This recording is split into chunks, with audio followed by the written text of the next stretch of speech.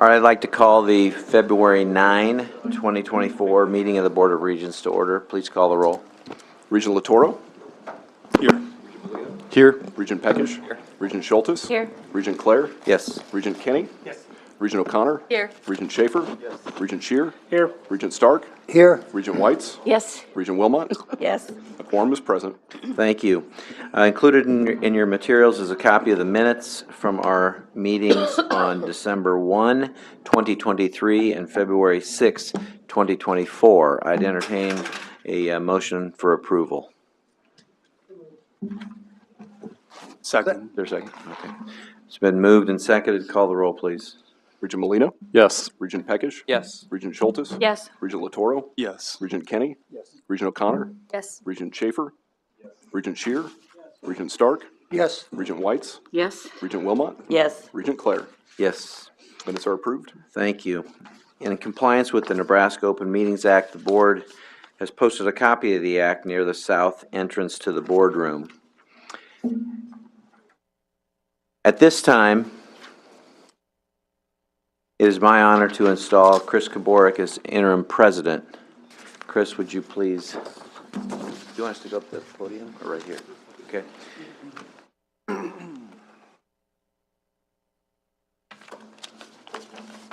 Chris, through the authority vested in me as chair of the Board of Regents, and with the trust and support of the students, faculty, staff, administrators, business community, and other friends of the university, and before our distinguished company today, it is my duty and my great pleasure and privilege to formally install you as interim president of the University of Nebraska.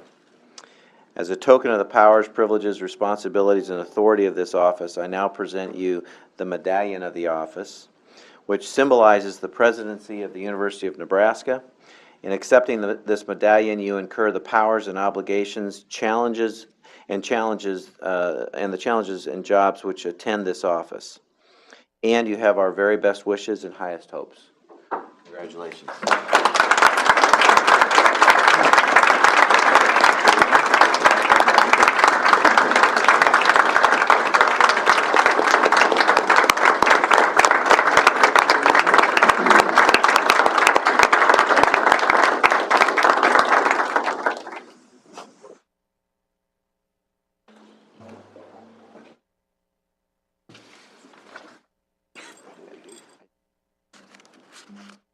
That's pretty cool. Kind of felt like we were in the Olympics. I mean, all this sports talk that we've had. Yeah, I can already tell there's going to be a fight with my kids over that medal. So. Okay, one of the great privileges that we have at the University of Nebraska is the opportunity to work with the legislature. We've got a great partnership. We work hand in hand in many, many things. And that partnership has unveiled multiple benefits for our state. And it's a real privilege today to have Senator John Arch, Speaker of the Legislature, here with us to talk a little bit about the session. Senator Arch was elected in 2018 and re-elected in 2022. He represents District 14, which covers parts of Sarpy County, including La Vista and Papillion. In January of 23, Senator Arch was elected unanimously as Speaker of the Legislature. Speaker Arch served in healthcare administration for over 34 years, including his most recent role as Executive Vice President of Healthcare and Director of the National Research Hospital and Clinics for Boys Town. Speaker Arch, thank you for coming to our meeting. Welcome. The floor is yours. Thank you. Thank you for the invitation. It's always a pleasure to be here. Well, I'm just going to speak for just a few minutes. I just want to give you a little bit of an overview of where we are in the session right now. We began our session with another 596 bills introduced, and we had about 800 last year, so I think we're beyond 1,400 for the 2-year. And it's our 60-day session, so it's our short session. And we actually completed day 25 already, so we're almost halfway through our session, and that is hard to believe for everybody. 108 priority bills will be identified. We've heard 12 of them on general file up to this point. And February 29th will be our last day of committee hearings, and then we'll go to all-day floor debate. And April 11th will be our last day for final reading, and April 18th will be our absolute last day, and if in the event that there are some veto overrides that we need to come back for. So we began our session this year with some rules debate, and largely I think as a result of wanting to streamline some of our processes and codify some of our precedents that we've had, and respond to some of the things of last year, and I think that was very successful. There were 13 rule changes that were passed, and those were largely to improve the processes of the legislature. It is our second year of the budget, and so it's not our major year to pass a budget, but we will be doing some adjustments to the budget based upon the requests of the departments and agencies, and so we'll be going through those as well. My understanding is, based upon our previous projection, but now we'll get another one here in February, but the last projection, it looks like we're right on target for revenue, and so we don't anticipate a lot of adjustments that way, and it also means that we don't have a lot of money for the floor for some of our appropriation bills, but we'll make a final determination on that once we get the forecast. We have actually heard a large number of consent bills already this year, and we've been doing those in the last few days. A lot of those were 8-0 bills that came out of committee, both last year as well as this year, and so we're making progress on some of those, what I would call good government bills. We do have some major issues yet to be addressed, the largest one being property taxes. I think you're fully aware, and you've read the papers and media on what the governor has in mind on some property tax reduction. I think there is a definite awareness on the part of the legislature that property taxes is our largest issue that we have right now in the state, and we do need to continue working on that issue, and so we'll see how the Revenue Committee puts together their package and how the floor responds to that. But there are multiple bills in committee. Those have been the hearings of the last couple weeks, and now we'll see what the response is to those hearings. The other large issue I think we have is workforce development, and you're very much in tune with that at the university as a partner in the state to developing that workforce. But workforce, as you know, is multifaceted. It's not simply education or training. It is housing. It is childcare. It is many other pieces that enter into the issue of workforce. So with us, I know the university has been our partner in that and will continue to be our partner in that. We'll continue to work on that. I have been pushing on some institutional reform issues as well in the legislature, and that is, we saw a piece of that around rules, but we're going to see more of that as the session progresses here.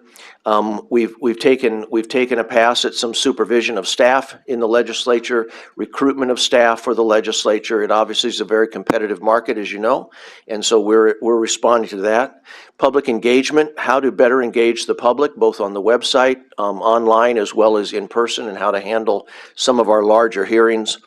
Committee structure, I'm going to be looking at that. We have some disparity in how many bills are being referred to one committee over another, and so we'll be responding to that as well.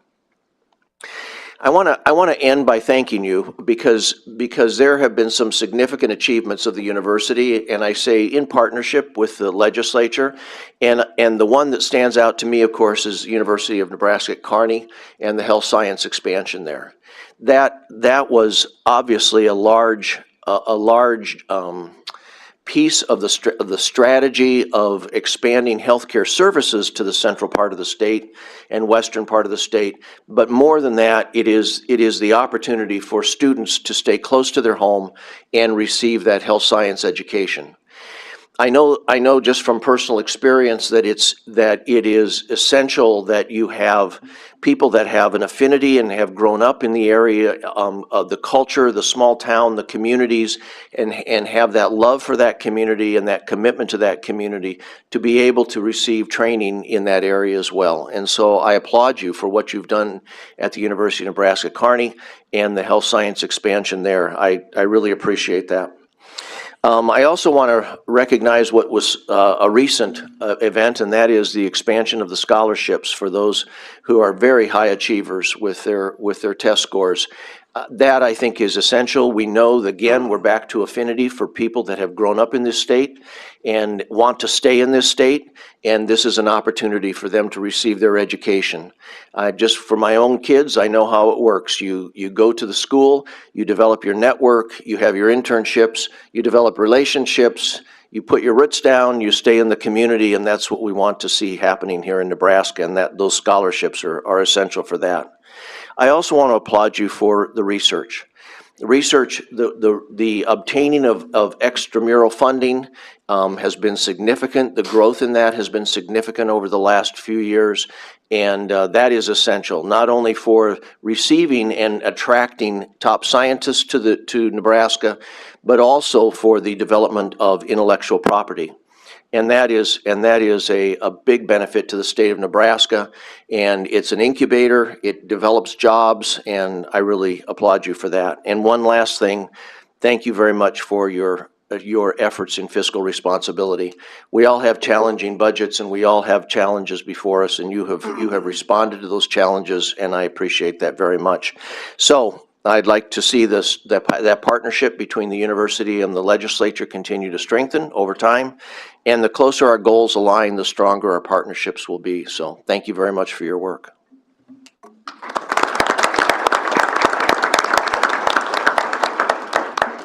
Senator Arch, I'd also like to add thank you for your partnership with the career scholarships. When I presented at the chamber the other day, I was sitting next to an engineer from here in town, and we were talking about the 36, and he says, well, my daughter took advantage of one of those career scholarships, and she stayed here, and she was going to leave. And so thank you for that partnership, and thank you also for the funding towards the internship bill. I think those things will go, again, in our partnership, those things will help grow our state and the state's economy. So thank you very much for that. Anybody else have comments? I'm looking at a former speaker down the way. You probably got some inside tips you want to Well, no, provide? but I just had to smile as he was talking. He was going to say a short few things, and he went on for 8 minutes and 42 seconds. No, It's I guess it's all perspective. But thanks for coming, John. I'll counting? work on that. But who's counting? I don't think I've sat in a room with 3 speakers before. So we also have another one in the back there, so. Thank you for your work, gentlemen. Almost had a quorum. Yeah, there you go. Almost. Thank you. All right. Senator Hart, just on behalf of the 50,000 students of the university, our 16,000 faculty and staff, and all Nebraskans, thank you for what you do for each and every day for us, and particularly the university. As my colleague said, without the partnership with the legislature and the governor, the University of Nebraska would not be what we are today. So thank you for your leadership and what you do each and every day for us. Thank you, Chris, and congratulations. Thank I you. too would like to say thank you, and more importantly, just how much we appreciate you and your efforts and everything you have to go through to keep things rolling on time down there. That's a big task, and at times it's not a lot of gratitude that probably comes your way. But I want to take this opportunity today to give you some gratitude and let you know how much we respect you, care about you, and appreciate you. Thank you very much. Thank you very much. Thank you.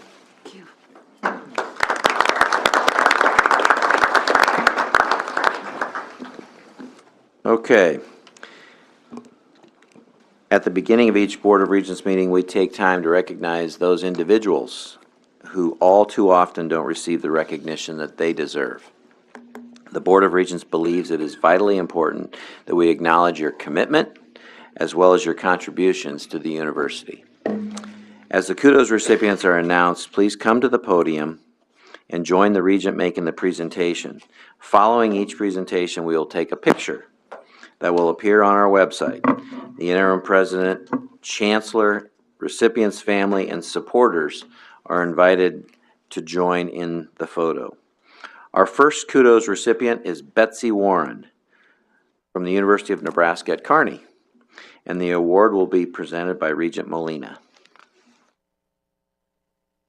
Thank you. It is my pleasure to introduce UNK's first kudos recipient of 2024, Betsy Warren, Event Scheduling Associate in Facilities Management and Planning.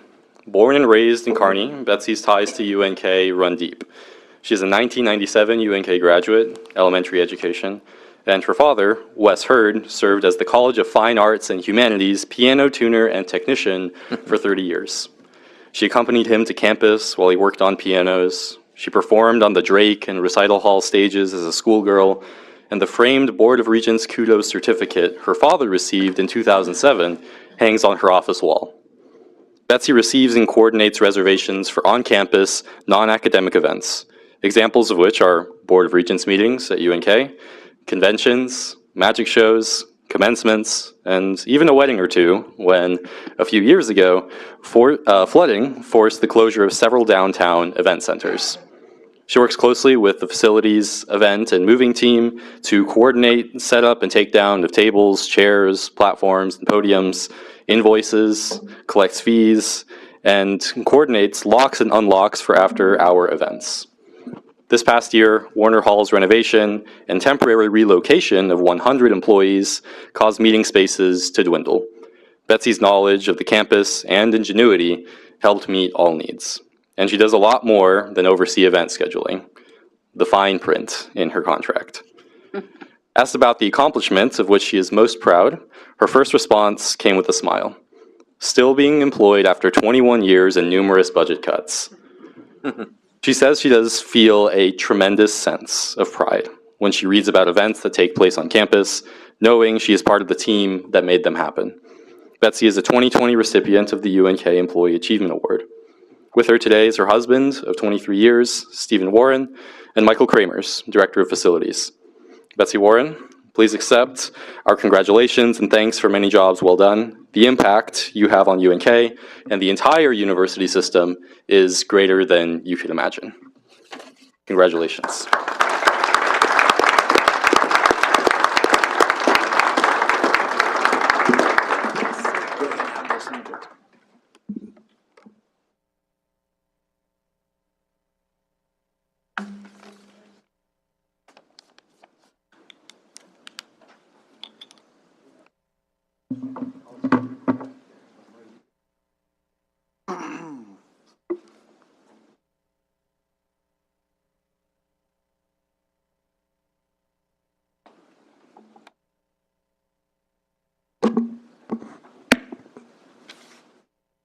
Congratulations, Betsy, and thank you for all you do for UNK and the University of Nebraska. Regent Pekosh will present the Kudos Award to Kyla Gorgie from the University of Nebraska-Lincoln. Thank you. Congratulations. The Board of Regents is pleased to present a Kudos Award to Kyla Gorgie, Employee Assistance Program Director in Human Resources. Kyla has been an integral part of UNL's EAP for 15 years, initially as a counselor and later taking on leadership responsibilities starting in 2018. The EAP serves as a vital mental health counseling and workplace consultation service offering support to faculty and staff. Notably, this past year witnessed a record number of employee contacts, showcasing the important services EAP provides to our campus. Additionally, during the COVID-19 pandemic, the office maintained full services and supported our university faculty and staff admirably. UNL's model offers our EAP services in-house at a significantly higher cost effectiveness than our peer institutions. Throughout her tenure, Kyla has adeptly guided employees through challenging circumstances, offering actionable strategies for navigating personal and professional hurdles. Her communication style fosters ease, and her insights often present creative solutions for our employees. Kyla embodies UNL's motto, "Every person and every interaction matters," approaching each situation with empathy that ensures employees feel heard and understood. Kyla's influence extends significantly in aiding the campus during traumatic events, where she plays a pivotal role. Her partnerships with university leaders in handling tough situations underscore her compassionate nature and deep concern for our employees' well-being. Kyla's multifaceted contributions within the EAP exemplify her dedication to supporting our community, making her an invaluable asset to our institution. With Kyla today are her supervisor, Steve Beck, and her partner, Thomas Gorgie. Please join me in thanking Kyla Gorgie for her dedication to the University of Nebraska-Lincoln.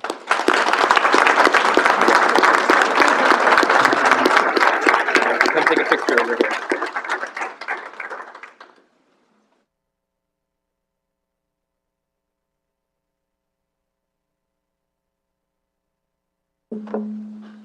Chancellor's the big guy. You probably ought to stand towards the back.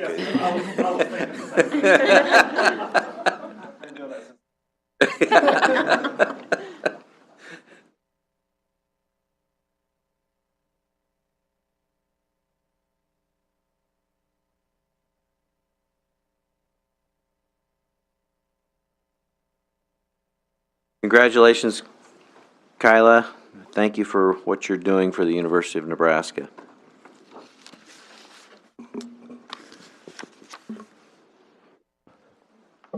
Regent Schultes will present the Kudos Award to Ureli Villard. I'm sorry, I probably butchered it. I'm really sorry. On behalf of the Board of Regents, I'm pleased to present a Kudos Award to Aurelie Villard, Digital Media Manager in UNMC's Department of Strategic Communications. Aurelie is the voice of UNMC's social media platforms. Since joining UNMC in 2018, she has continued to grow the Med Center's social media following and building a solid relationship with its online community.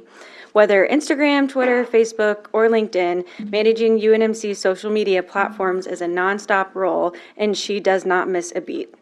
As digital media manager, she explores how best to tell UNMC stories across the various social media platforms, reviews analytics, and monitors audience feedback across all channels. She explores creative ways to share information that engages, entertains, and informs readers. Aurelie also works closely with the UNMC community to help departments create and grow their online presence, and she counsels faculty, staff, and students on best practices. She collaborates with colleges on successful social media campaigns and helps them reach their recruitment goals. On top of a full workload, she continually challenges herself to grow and expands her skill sets, which includes pursuing a master's degree at the University of Nebraska-Lincoln. UNMC Strategic Communications and the university as a whole are fortunate to have Aurelie on board to highlight life at UNMC and share trusted information with Nebraskans and beyond. Today, Aurelie is joined by Karen Burbach, Communications and Engagement Director, her mom, Elsie Regnis, her nieces, Millie Santiago and Lola Sannon, her sister, Larissa Sannon, friend Jasmine Frazier, and boyfriend Ahmed Tijani. Please help me in thanking Aurelie for her high-profile, high-caliber work in spotlighting the people and programs at UNMC. Now let's spotlight her. Congrats.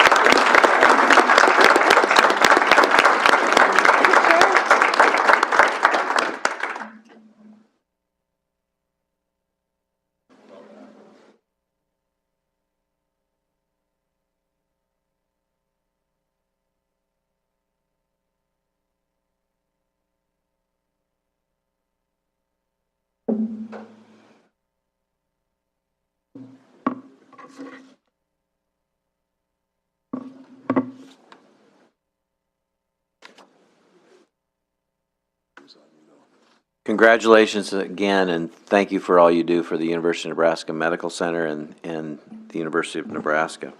Mr. Chairman, I'm just wondering if that's going to be on their Twitter account or Facebook. Certainly, she might be modest, but I'm not a Facebooker, but I'm hope it's there for everybody else to see. Considering I Good follow point. them, I hope so. Yeah, exactly. Okay, our final kudos recipient, Gloria Marquillo from UNO. And her award will be presented by Regent Latoro. All right. The Board of Regents is pleased to present a Kudos Award to Gloria Marquillo, Office Assistant for the Department of Political Science in the College of Arts and Sciences at the University of Nebraska at Omaha. Dr. Michelle Black, an Associate Professor at UNO, says Gloria keeps our department functioning, but also she is the glue that keeps us together, energizing us each day when tests, grading, classes, deadlines, and conferences can all feel overwhelming. She keeps us resilient with her quick thinking, her knowledge on process, and helps us conquer the day. Gloria's support helps to foster collaboration in the department, keeping faculty in sync as they teach classes, work on various projects, attend conferences to present research, and meet other demands. She goes above her duties to ensure faculty are equipped to teach their courses, conduct research, and collaborate with community members. Without her, the faculty would be running around confused on how to schedule travel, budget their grants, employ students for research. She just keeps us straight on our deadlines and does it all in a positive attitude. Today, Gloria has brought the following guests with her: her spouse, Rob Marchio, Dr. Melanie Bloom, Dean of UNO College of Arts and Sciences, Dr. Randy Adkin, Senior Associate Dean of UNO College of Arts and Sciences, Dr. Carson Holloway, UNO Political Science Department Chair, and Dr. Michelle Black, UNO Associate Professor. Please join me in thanking Gloria for her dedication to the University of Nebraska, Omaha, and the UNO Department of Political Science.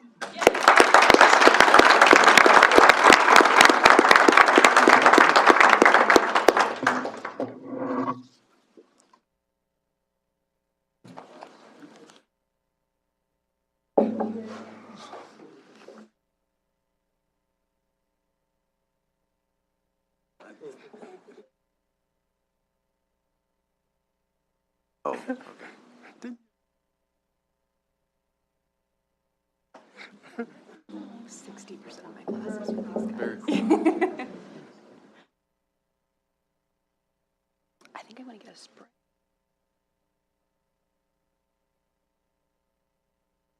Awesome. Congratulations, Gloria, and thanks for all you do for UNO and for the University of Nebraska system. While our kudos guests are most welcome to stick around for the balance of our meeting, if you wish to leave, we take no offense, and now would be an amazing time. This is the moment. Thank you for joining us. We got one more recognition that I want to make this morning, and that is we have several members of our NU Deal Fellows program that are with us today. This is part of their professional development, attending a Board of Regents meeting. Would the members from the NU Deal program, would they please stand so that we could recognize you?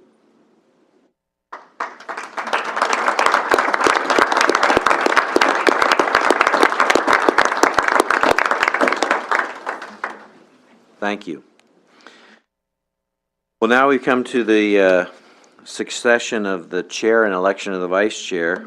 In accordance with our standing rules, the vice chair automatically assumes the position of chair at our meeting. As such, Regent Schaefer will serve as chair of the Board of Regents for 2024. And I would just add that as the chair this past year, it's been a lot of fun. I did not envision when I got into this seat that we would be in the throes of a presidential search. And certainly that was a curveball that we did not expect. But one thing I'll tell you, and you guys in the audience don't have the opportunity.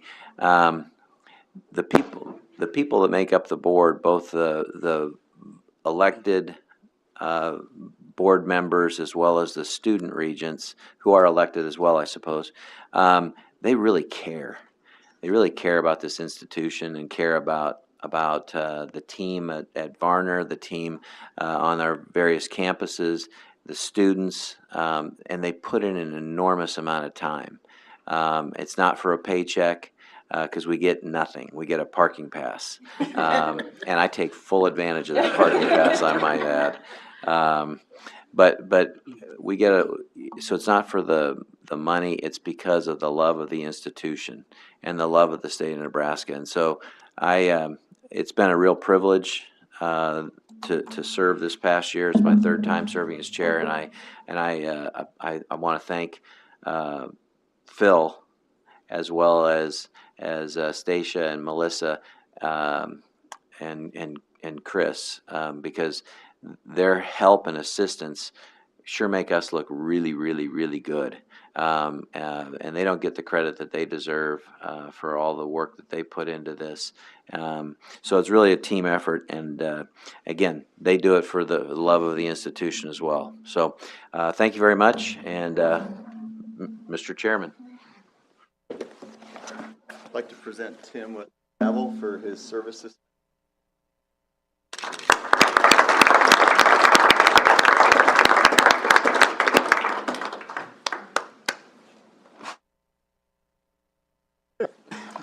It's enough, Jack.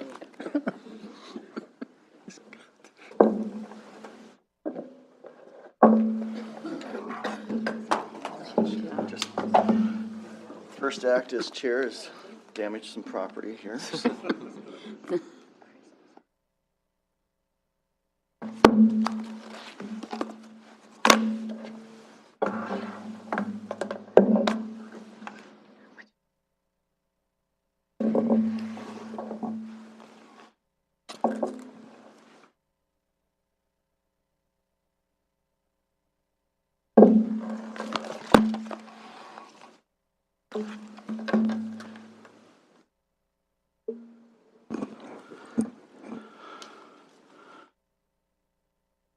If I may, I'd like to just make a few brief comments to start. First, and again, thank you to Regent Claire for his leadership this past year.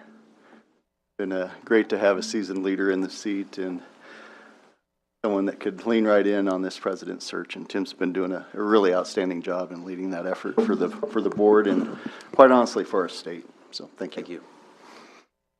We've accomplished a lot in 2023. And I think 2024 is shaping up to be another fantastic year at the University of Nebraska. As we've been hearing from President Koborik, as we've detailed in our 5-point plan, we have an opportunity to decide what we want to be great in and invest in those areas accordingly. I think of it as our Mount Rushmore. We can't have everything on Nebraska's Mount Rushmore, but we can be world-class in matters that matter most to our state. 4 things come to mind, at least on my mind, and hopefully others agree. But regardless, the 4 things that come to mind, just right off the top of my head, would be agriculture. It's who we are in Nebraska. Athletics. It's what we love here in Nebraska. Medicine. It's what we need here in Nebraska. And lastly, it's the military. It's what we care about here in Nebraska with all the research we do. Nebraska already has a proud history in those areas, and we can do even more to create impact and improve the lives of Nebraskans. It is my honor to serve as your board chair for 2024. We have a bold vision in front of us, and we have big choices ahead of us. Now, I know in Nebraska, we've had this famous rallying cry that we use here. It's "Go Big Red." And of course, nothing can ever replace that. But when I think about the year ahead for our university, I have an additional rallying cry that comes to mind. And it's simple. Go be great. So let's go be great together. Let's work together. And I look forward to working with everybody in this room, as well as our friends at the legislature, our constituents, and those across the state that support the University of Nebraska. So with that, thank you. And let's go ahead and return back to business.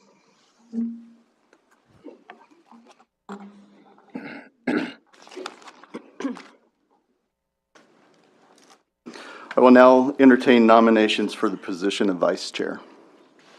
Regent Schaefer, I nominate Paul Kinney, and I don't think there'll be any other nominations. I would be remiss, however, if I didn't mention from my constituents that it's been 13 years since anybody's represented Omaha, so perhaps we can address that next year. But I would nominate Paul Kinney. Thank you. Are there any other nominations? I'd move that nomination is closed and be elected by acclamation.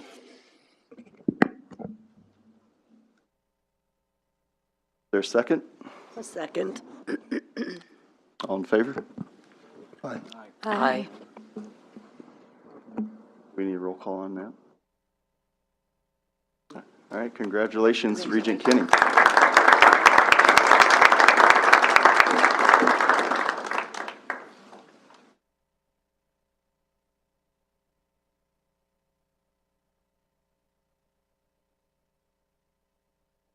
Our bylaws require that we hold a hearing whenever an amendment to our bylaws or standing rules is proposed. I now declare the hearing open with respect to the amendments to the standing rules. The proposed amendments relate to sections 1.3 and 1.4 in the creation of the Health Affairs Standing Committee. In accordance with our rules, the amendments to section 1.3 and 1.4 were included as an information item on our December 1, 2024 agenda and are proposed for approval on today's agenda as item 13C1. Is there anyone present who wishes to be heard on this matter? If so, please come forward, identify yourself, and complete the sign-in sheet. You will have 3 minutes to address the board.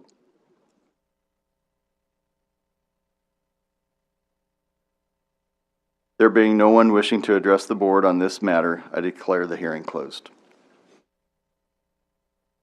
I'll now turn it over to Interim President Koborik to provide some remarks. Thank you, Chairman Schaefer. Thank you, Regent Claire, for your service. Congratulations, Regent Kenny. But most importantly, I want to thank all the members of the board once again for your trust and your leadership and providing me and my family the opportunity of a lifetime to serve as your interim president. For those in the audience, I'm going to apologize up front. My remarks are going to be a little bit longer than typical, but you know, today is about change. A leadership change on the board, a leadership change at the university, and so I want to make sure our students, our faculty, our staff, our board, and all Nebraskans have a chance to listen about our vision to move forward. The president is only one person. Regent Claire said it very well. They're the team that makes this machine roll. And we have the best team I could ever have the opportunity to work for. Mr. Bakken, Ms. Stacia, Ms. Lee, and others. This institution is in great, great hands, and I look forward to working with all of them.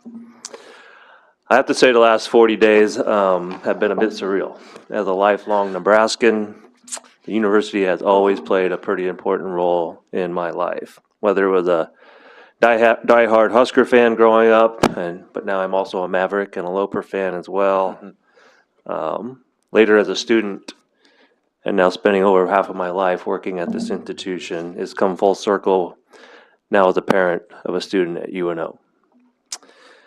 To think that a kid from David City, Nebraska, who was the first in his family to go to college, would have one day have the opportunity like this is pretty remarkable. But I've said from day one, and I want to echo what Regent Claire just said about the members of the board. I truly love this institution, I love the university, and I love our state. And if my story can inspire even one Nebraska kid to come to college and chase their dreams, then whatever period of time as the interim president, I will view that as a success. And so when Regent Claire and Regent Schaefer approached me about the opportunity to serve as the interim, one of the first things we talked about is, what does that look like? Is it simply being a caretaker, or are we going to keep moving forward with our bold and ambitions and vision? And so I was so excited to hear from them and all the members of the board that it's full speed ahead. That you put an incredible plan together last year, and our job is to keep moving forward on that plan each and every day. And hopefully that's what we've been doing. With your support and leadership, I think this is the right plan at the right time for our state and for the university. We're going to have the courage of conviction to get this done. But if we do it right, we are going to be an even greater university that competes with the best of the best. Exactly the kind of university all Nebraskans expect and deserve from us. Because in Nebraska, we don't take a backseat to anyone. We expect to win in academics, in research, in athletics, and in student recruiting. And with the plan that we all have put together last year, we have the right idea in place, and we're going to go compete. And we're doing all this now you're very familiar with the context that we're operating under. It's the most complex and rapidly changing higher education landscape in my 27 years at the university.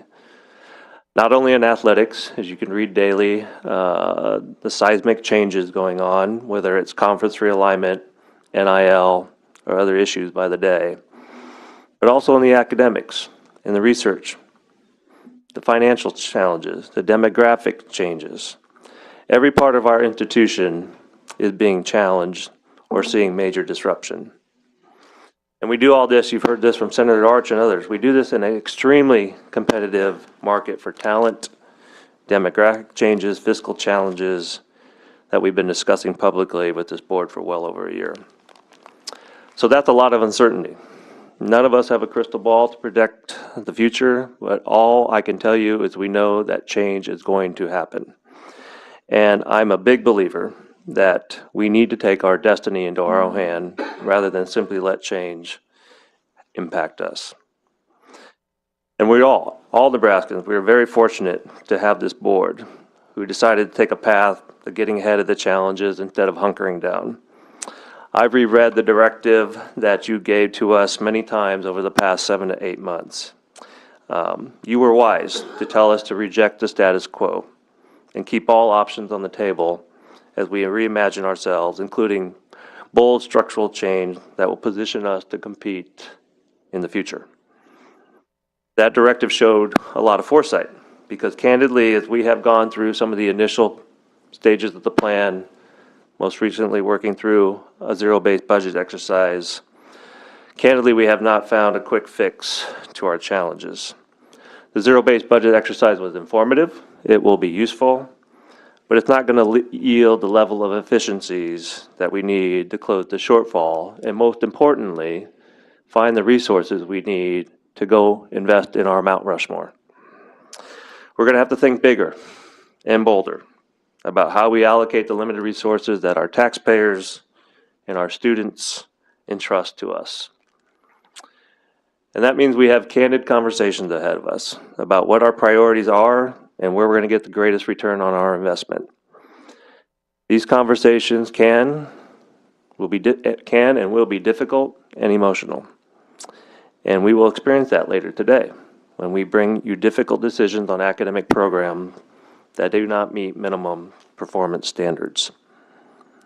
But with all that, I want us to change the narrative and start talking about investments and develop an investment mindset instead of focusing on cuts.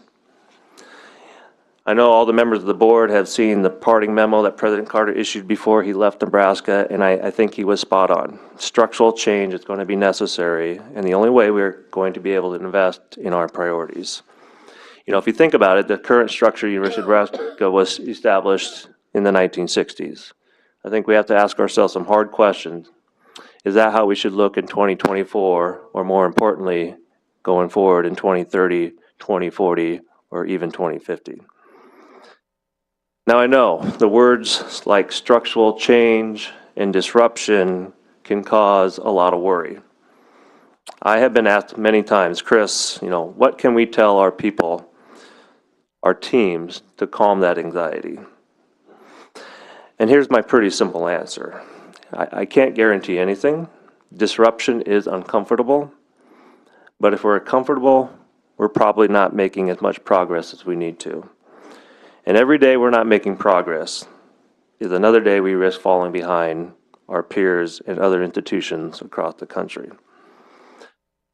Many of you know I'm a father of 3 boys, very athletic involved. I'm a basketball referee, and I do a little coaching on the side. And I've always told my players, we can't worry about the uncontrollables. We can't worry about the weather. We can't worry about bad referee calls.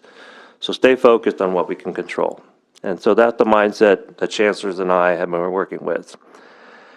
And we can control how hard we work. We can control our attitude about change. And I've told our teams we need everyone to roll up their sleeves and get to work for Team Nebraska. So my message to our faculty and staff, if you're a hard worker, if you're an A player, if you're exceeding the minimum standards, this should be exciting to you. Yes, we're going to hold ourselves accountable to uncommonly high expectations, and we're going to expect our teams to be accountable for our results. That's great news for the A-team. There will always be a place at the University of Nebraska for high achievers who are willing to grab an oar, get in the boat, work their tails off every single day for Nebraska. And not only is there a place for you, but with the process to reinvest in our priorities, we are going to find the resources to reward and invest in you. In 40 days on the job, I can't tell you how many Nebraskans have told me how excited they are to see the board and the university be bold and public about our vision to go compete. One thing I know about Nebraskans, we are Nebraska nice, but we are fiercely competitive. And I think Nebraskans have been yearning to hear more of that competitive fire from their university. They want to hear us say that while we are a wonderful institution doing great things for students in our states, we have even higher goals for excellence. They want us to see us compete to our full potential. It's not enough just to do that on the volleyball court. We need to compete in the classroom. We need to go get the best and the brightest. And we need to abandon the mindset that it's okay to be the only institution of 18 institutions in the Big Ten that's not a member of the Association of American Universities. So how are we going to get there? We're going to set uncommonly high expectations for our team, and we're going to play as one team. I love what Governor Pillen said. Silos went out of business in ag decades ago. I think it's time for higher education to get out of our own silos as well. We all need to be part of Team Nebraska. And so when we play as one team, we can do big things, and we've just proven that in a very short amount of time. Just look at some of the recent accomplishments. Senator Arch highlighted many of them. Unified research reporting put the University of Nebraska in the ballpark with the Big Ten and the AAU without winning a single additional research grant. We suddenly become a player from 120th in the country to the top 65. In my mind, there is only one upside that can come from strong alignment between our two research universities. Ag, healthcare, national defense, engineering, computer science. We will deliver the best results for Nebraska when our world-class faculty from UNL and UNMC and all of our institutions are all around the table, the same table. The President's Scholarship Program. What an exciting announcement this week with the board and Governor Pillen. This is a message to Nebraska's best and brightest, that we want them right here in Nebraska, and that there is no better place for them to chase their dreams and start their careers and build their families than right here. And I'm excited to report that we are already hearing from students, their parents, who are extremely excited about the program, and the philanthropic community is enthusiastic about being our partners. It's a bold goal, but I want to see us flip the ratio when it comes to keeping Nebraska's homegrown talent. I'm embarrassed to say that we're losing 80% of our perfect ATT scores to other institutions. I want to flip that number and see 80% coming here and doing their great work with our faculty at Nebraska. And when they commit to us, we're going to make it a big deal, just like we do with our five-star athletes. But I want to be clear, this message goes beyond high ACT achieving kids. And as a parent, I can speak personally to this. I have a very good student, but for whatever reason, he and the ACT did not agree. Disaster every time he took it. So I know the ACT is not the only predictor of a student's potential. So with that, the Chancellor and I, we are going to make a commitment to reconnect with all Nebraska students and families and let them know if they're willing to work hard, the University of Nebraska is going to do everything we can to help them become the best version of themselves. You know, the Chancellor and I have talked a lot about this, and this is going to be an immediate priority for us. And I'm not naive. I realize not every Nebraska kid is going to choose the University of Nebraska. But I don't ever want it to be because they didn't hear from us or didn't feel we wanted them. Who knows? That kid in Mitchell or Loop City or Falls City could be the next great cancer doctor, or the next great farmer feeding 8 billion people across the world, or the next true entrepreneur to start their business in Nebraska. We can't get outcompeted for our kids. Every Nebraska kid is worth our time and effort. And I can't thank enough this board for having the courage to get allow the administration to get underway with big, bold, transformative projects across our campuses. Project Health, renovation of our beloved Memorial Stadium, the Christensen Rural Health Complex at UNK, and I know Chancellor Lee is working on bold ideas for the next iteration of the Peter Kiewit Institute. This is what's possible when we work together as a team.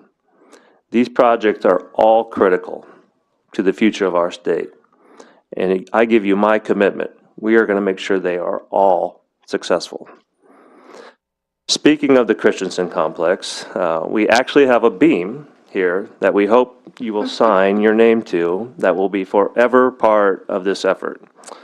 The beam will travel around the state here the next few months throughout the spring and later placed into the building during a special topping off ceremony in April. The beam is located in the conference room next door, and I hope you all take the opportunity during the lunch break to stop over and sign it. Once again, I can't thank Chancellor Christensen and Chancellor Gold for their leadership on that transformational project. And these are just a few examples. We're just getting started. But one of the first questions I've been asked in this interim role is, Chris, it must be a dire time to be the interim president. Budget cuts, disruption, major changes in athletics. And I truly here to tell you, I could not disagree more. In my 27 years here, I have never been more excited about the opportunities before the University of Nebraska. Yes, we got a lot of hard work in front of us. Yes, we're going to have to roll up our sleeves the Nebraska way. Yes, we're going to have to make some tough choices. But we have a great board. We have an amazing leadership team. We have outstanding faculty and incredible students. And together, we will get this done. And that's what gets me excited each and every day. We'll celebrate Charter Day next week, 155 years since the University of Nebraska was created. And if you look back at our history, we've done a lot for our state in those 155 years. And so it's our job to make sure the next 155 years are even better. I again want to thank the board for your leadership. I've talked way too long. It's time to go compete and get some things done. Thank you, Chairman Schaefer. Thank you. Standing rules.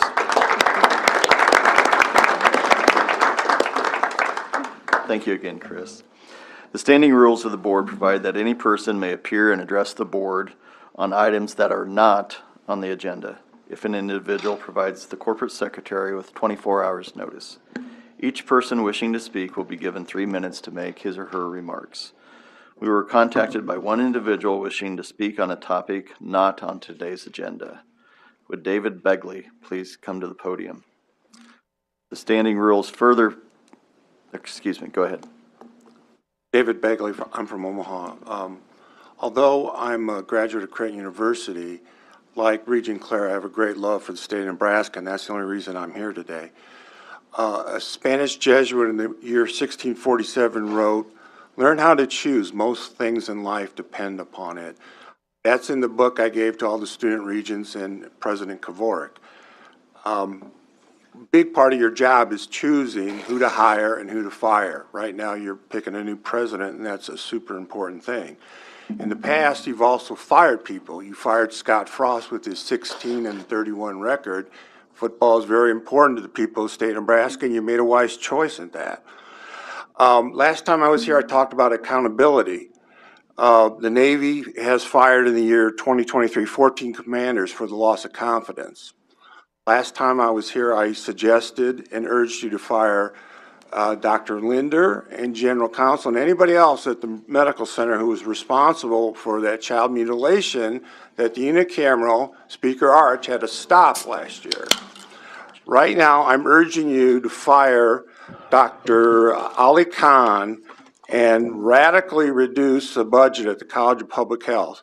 When President Kevork just mentioned the big important things here at the University of Nebraska, you left out the College of Public Health, and for very good reason. Back in July 2021, they wrote a little thing and said to all the school children across the state of Nebraska, from Humphrey to Hastings to Hebron, everywhere, you need to wear a mask in school. Well, report is out. They were dead wrong, completely wrong. It's in your packet. And the study of studies said the current body of scientific data does not support masking children for protection against COVID-19. Also in your packet, the study, it says mask wearing may also impact mental health and social emotional well-being, increase anxiety levels, hinder social emotional learning and language literacy development in young children. So you got all these kids in the year 2021 and forward were told to wear masks in school. It hindered their learning and who knows what else. And I submit to you that this terrible mistake that the University of Nebraska Medical Center did was way more important than Scott Frost calling an on-site cook in Ireland. So I really think you need to open your eyes, make some hard choices. And the one thing that the College of Public Health that affected the entire state was this mask thing, and they got it wrong on kids. So thank you very much. Okay. The standing rules further provide that any one person desiring to speak concerning any item on the agenda for this meeting, regardless of notice, may do so. I will first invite individuals who provided notice to come forward, followed by those who did not. As I invite you forward, please identify yourself, complete the sign-in sheet. You will then have 3 minutes to address the board. First up is Sharon Campbell.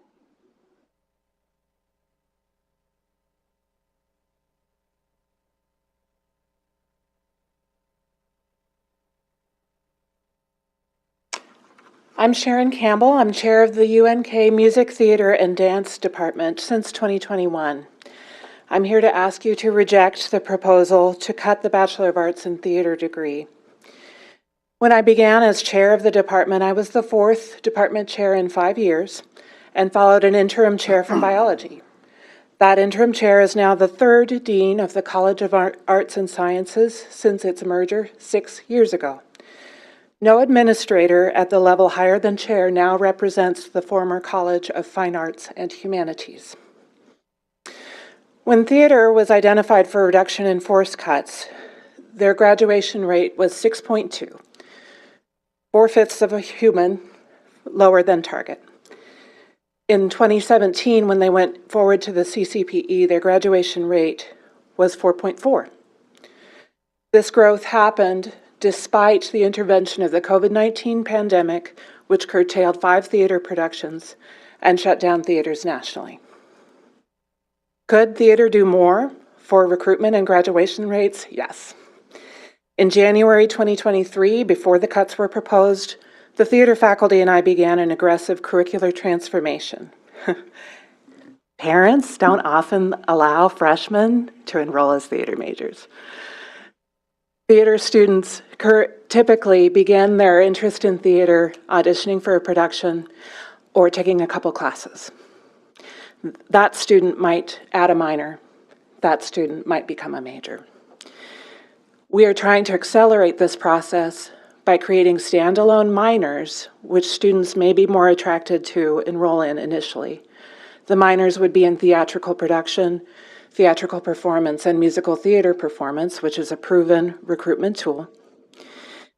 The theatrical design would continue to provide students training and working experience in the much sought-after fields of sound and light technicians. We are constantly asked for people trained in those areas to service convention centers, churches, event spaces, schools, and theaters throughout the state. We anticipate we could increase our enrollment through this strategy, maximizing on our fall sophomore enrollment of 8 students to have 11 graduate in 2026. We believe we could meet the target within 2 years of graduation rates and begin to exceed it within 3 years. Theater typically produces 4 shows per year with an average of 70 students participating regardless of their athletic ability. They interact with faculty, A-team faculty, for an average of 3,070 contact hours per production. These hours represent what we really need to train the Nebraska workforce. The students develop collaboration and communication skills, problem solving, empathy building, teamwork, and leadership. 3 minutes. Thank you. Next up is Michelle Warren.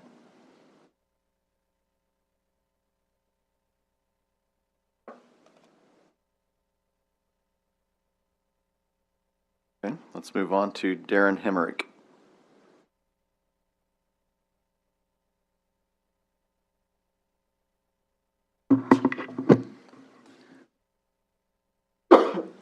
Morning. I'm an associate professor of theater at the UNK and director of the theater program. I teach technical theater and set design. I've been doing this, working in theater for 35 years in every capacity, from technical theater and a community theater to project manager in a Los Angeles scene shop. I've worked for CNN, Disney, Universal Studios, Hollywood, as well as summer stock theater here in Nebraska and as far as Cortland, New York. I came to Kearney 17 years ago after looking at other schools here in the Great Plains. UNK felt like home from the time I walked in the building. Now that home is in jeopardy. We are worried that we will no longer be able to work with enthusiastic, creative students anymore. We are so proud of all of our students that we have graduated and sent out into the world. They are now running other theater and dance programs at institutions across the country. We have had students traveling and working in other countries. We have students in New York, Los Angeles, Denver, Chicago, Kansas City, Las Vegas, and many, many other places where they're making a difference in theater, education, and advocating for the arts in general, both locally and nationwide. If I had more time, I would love to go through the long list of students that now teach in our schools here in Nebraska, run programs at other major institutions, work as talent agents in Chicago, are tour managers for Disney, and one that runs the scenery division of one of the largest scenery companies in the United States, which is PRG in Las Vegas. He makes them $40 million a year. We have students in the music business as sound technicians, and one that just released his first music album. Even though we serve the schools of Western Nebraska, go to live theater in Omaha and Lincoln, and you will see the creative work of our students do there, from actors to lighting designer and master electrician at the nationally acclaimed children's theater, The Rose, to be an administrator at the very popular Lincoln Community Theater. I know there are other theater programs in the UN system, but there are also other math programs, English programs, computer science programs, interior design programs. But each one of those programs is unique, and all are valid. So I don't see that as an argument to kill this program. All that would do is take an opportunity away from students in the more rural areas of Nebraska. They already have less opportunities than students in Omaha and Lincoln, and as I have tried to show you, they are just as talented and creative and deserve just as many opportunities as anyone else in the state.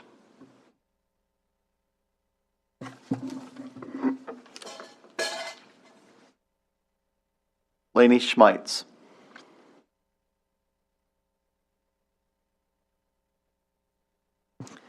Good morning. My name is Lainey Schmeitz. I'm a third-year social sciences and theater education student at the University of Nebraska at Kearney, and I'm also a Kearney native. I'm also the current president of our university's chapter of Alpha Psi Omega, which is the National Theater Honor Society for students. Since my time at UNK began in 2021, I've been involved in over 10 main stage productions at UNK in some way, shape, or form, as well as work professionally at Paul Bunyan Playhouse in Minnesota. I have enjoyed every second of it. When I started at UNK at the wee age of 18, I was the only one of my high school friends that stayed in the Kearney area. This experience for me was incredibly isolating, even though I stayed where I lived for most of my life. While my friends from high school were in Lincoln together, I had almost no one. I had done theater throughout high school, and I had wanted to try my hand at collegiate theater just to be social. Because when I first came into UNK, I had only my social sciences education major. When I went to the ice cream social that the theater department holds every August to welcome new students, I was accepted with open arms by my peers and the faculty there. In my last 3 years as a member of this extraordinary department, I have added a theater endorsement with hopes to teach theater in the future. I have had the chance to expand my horizon as a theater enthusiast by trying my hand at things I had never tried before, which is not an opportunity that you really get at UNL or UNO at a larger program. And I have felt supported by my peers and the faculty that run this program. At a larger campus like UNL and UNO, I would not have had the opportunity to be so hands-on in every production that I have done. Not only as the UNK Theater Department provided an escape from the everyday anxieties of being a college student, it has also provided me with an irreplaceable community of people that support, love, and care for one another. Our students are and will be successful actors, technicians, directors, and educators, as well as biologists, lawyers, business owners, and executives. Theater is not just for majors, minors, and endorsements like me who want to do what they love, but also for other students at UNK who need a place to escape. This department is irreplaceable to students like me who are from rural areas not looking to attend UNL or UNO. So, with that being said, I and many other students would be lost if UNK's theater department and program were eliminated. Thank you. William Aviles.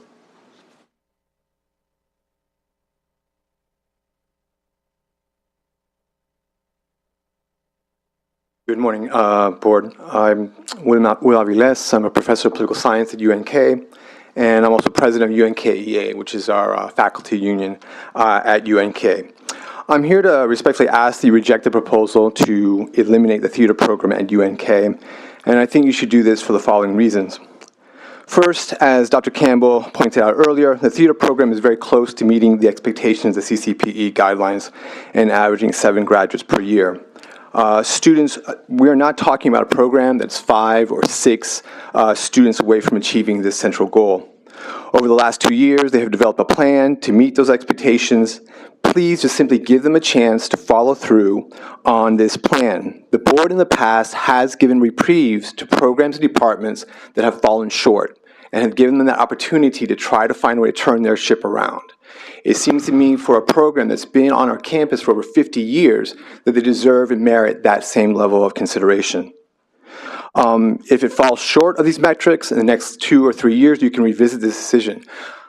Ostensibly, fundamentally, the idea we're talking about a base budget of $400,000 a year, it seems to me it's worth giving them that opportunity. Second, the theater program at UNK offers an important escape and outlet for our students. The students that major and minor in the program and the scores of students who try out for performances annually who are not majors and minors, but who just want an opportunity to have that experience. I think our theater program, like similar programs across the country, are especially important for those students struggling with adapting to campus life, or perhaps their own identities, who find a welcoming community within UNK's theater program. Finally, it needs to be maintained because of its importance to campus and community life. I realize that one argument for eliminating the program is the fact that theater programs will continue at UNO and UNL. With much love to the students in Lincoln and Omaha, they have a much larger array of campus and community alternatives that they can come together, and much more so than our students here at UNK. We simply do not have as many places, events where students and members of the larger community can come together, be entertained, and escape from their classwork or escape from their work, and just simply enjoy that type of togetherness and entertainment. It's a pillar of our campus life that we're talking about eliminating here, that you all are considering to eliminate. Do we really want to take away something like this from our rural campus? Is it really enough to tell our students who are disproportionately from small towns across central Nebraska, like the ones that President Kaborik just listed earlier, to just go to Lincoln, just go to Omaha if you want such experiences, or if you want to perform or major in theater? in my opinion, and they simply deserve more from us, and they deserve our support. In the end, I respectfully ask that you please reject the proposal to eliminate the UNK's theater program at UNK. Thank you for your attention. Patsy Cook Johns.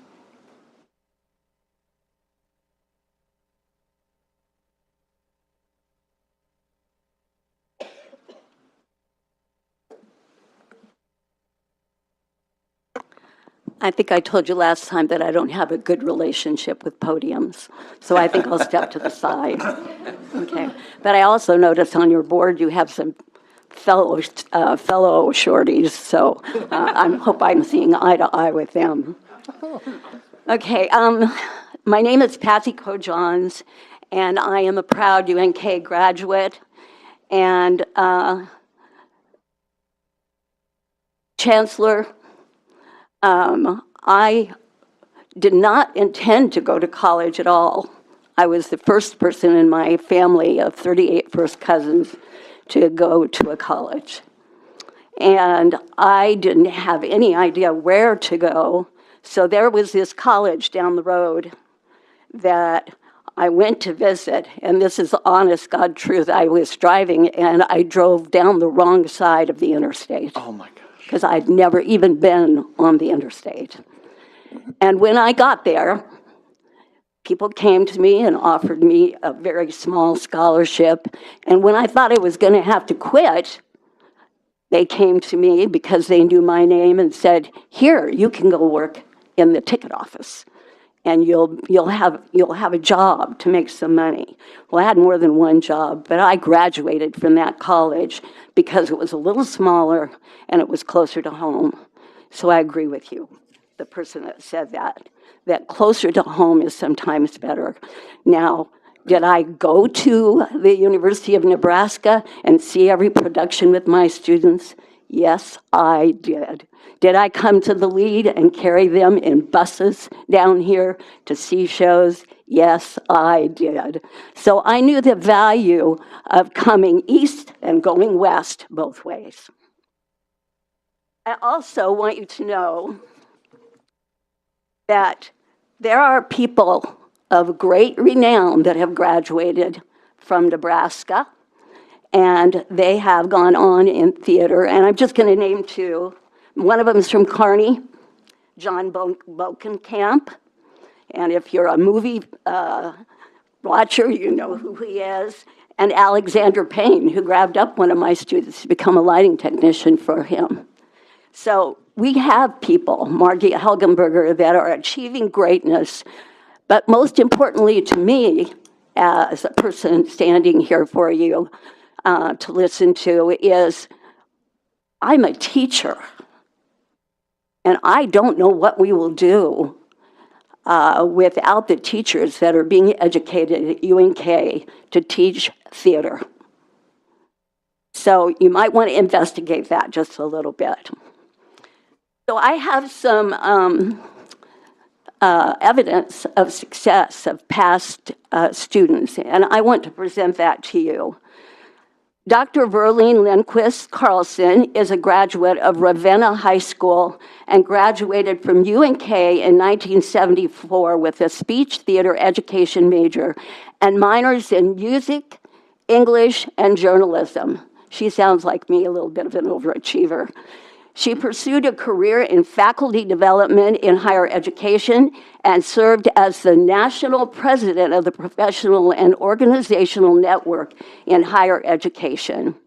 She retired from the Learning and Teaching Center at Cornell University at Ithaca, New York.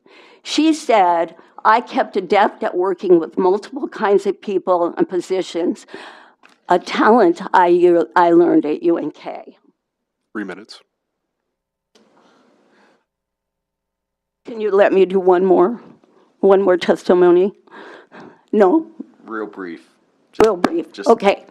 All right. So you might recognize this guy. He is the I'm going to save the whole one for next time because I'll be back. Anyway, so I just want you to know that there are so many business people that are involved in theater and became leaders, and one of them is the Godfather pizza man, Dale O'Brien, and I wanted to read what he wrote, but I'll read it the next time. I just want you to know that there's room for all of us, and I agree with what they've said about please give them a chance to keep on moving on up. Thank you.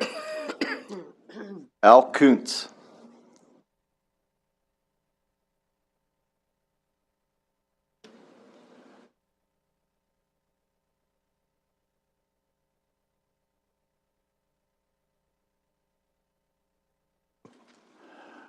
Morning.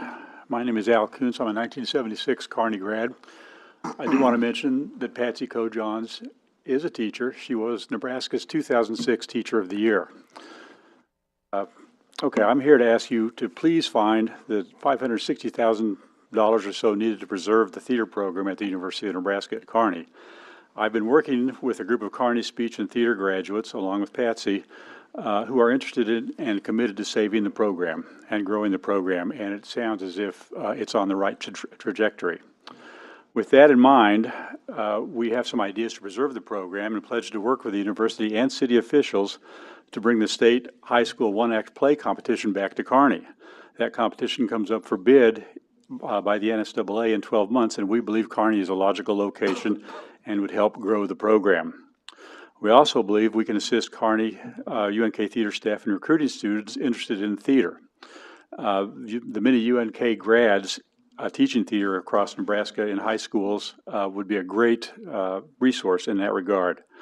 We also believe the formation of a UNK Theater Advisory Board comprised of past speech and theater graduates would assist, advise, and encourage theater instructors and students in the program. President Kobrook talked about making progress in the university system. Eliminating the Kearney Theater program would not be progress. We have other ideas as well, but we first ask that you do not eliminate the program. I'm also going to read a quick testimonial, at least I'll try and make it quick. Murray Greenfield graduated from Kearney in 1978 with a major in theater and a minor in art history. She was accepted into a year-long study with the Drama Studio of London at Berkeley. She performed in the San Francisco Bay Area, the Monterey Bay Area, and in Los Angeles. She is now in her 35th year with the Academy of Motion Picture Arts and Sciences, the Oscar people, as Director of Theater Operations. She and her 65 team members oversee and supervise all premieres, receptions, and screenings at the Academy's 2 theaters. Currently, she is staffing for the red carpet arrivals, Governor's Ball, personal appearances, and press guides for the 96th Academy Awards. She said theater faculty were her mentors. As majors in theater, and this is a quote, we were required to participate in every aspect of production. We learned the many intrinsic and intangible values of theater, whether performing, directing, teaching, or as an audience member. Theater offers, I'm sorry, I skipped a part, the fostering of collaboration and discipline, respect for others and their point of view, cultivating an open mind to form one's own opinion. Failure is inevitable, but resilience is the reward. Mistakes are certain, but by owning them, we learn about humility and forgiveness and earn trust. Today, she says, glowing screens, social media, influences, and artificial intelligence are detached voices of self-promotion, consumerism, and much worse. We are becoming a culture devoid of listening and developing an inability to empathize with others. We need theater now more than ever. Thank you. Sarah Borden.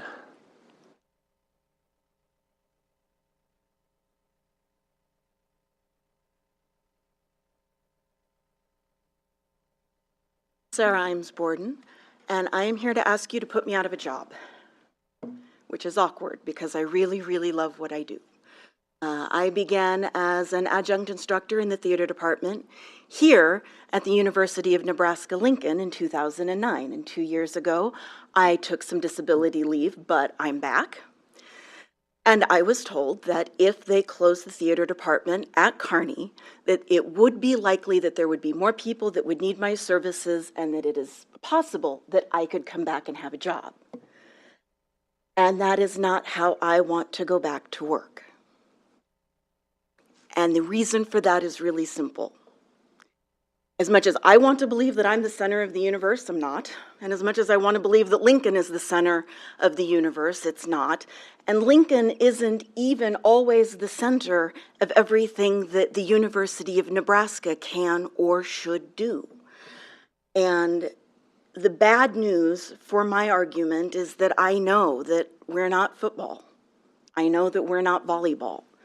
I know that we don't always sell enough tickets to cover our own expenses.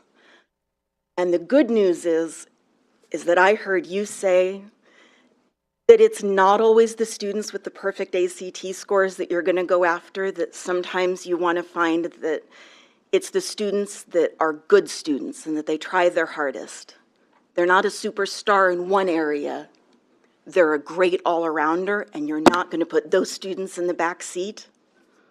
That is what I want so much for the kids in Kearney. Please, please don't put them in the back seat. If you do, if you take away their funding, honestly, a year from now, it's probably better for me. And every time you try to take away a theater department, I'm going to be standing here saying it might be better for me, and I'm going to ask you not to do it anyway. Taking away theater departments kills campuses. It kills creativity. It kills so many things that we love about arts and humanities at each individual location. So, I am humbly asking you, as a deliberative and conservative body, conservative in the classical sense, to conserve history. Please consider conserving the history that they have at the University of Nebraska Kearney Theater Department. History like my mother had. My mom, Lynn Imes, graduate, 1971, UNK. She produced a lot of really, really good actors and actresses. I'm one of them, and I don't want to be working if you're going to take those kids' department away. Mary Wilson.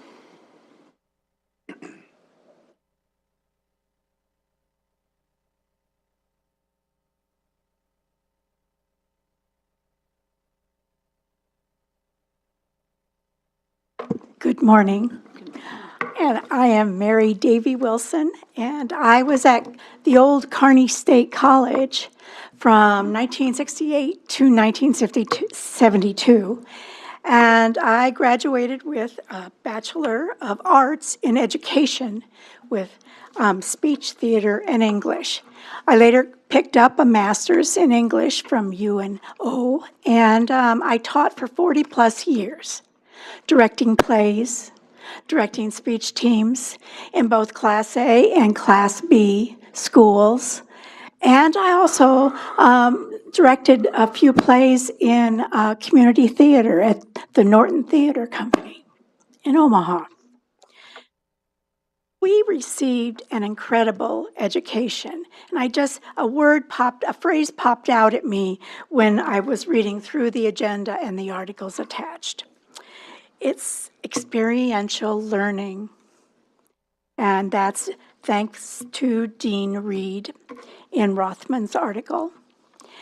And that's what theater is. It's all experiential learning. There, you learn how to do every single aspect of a show.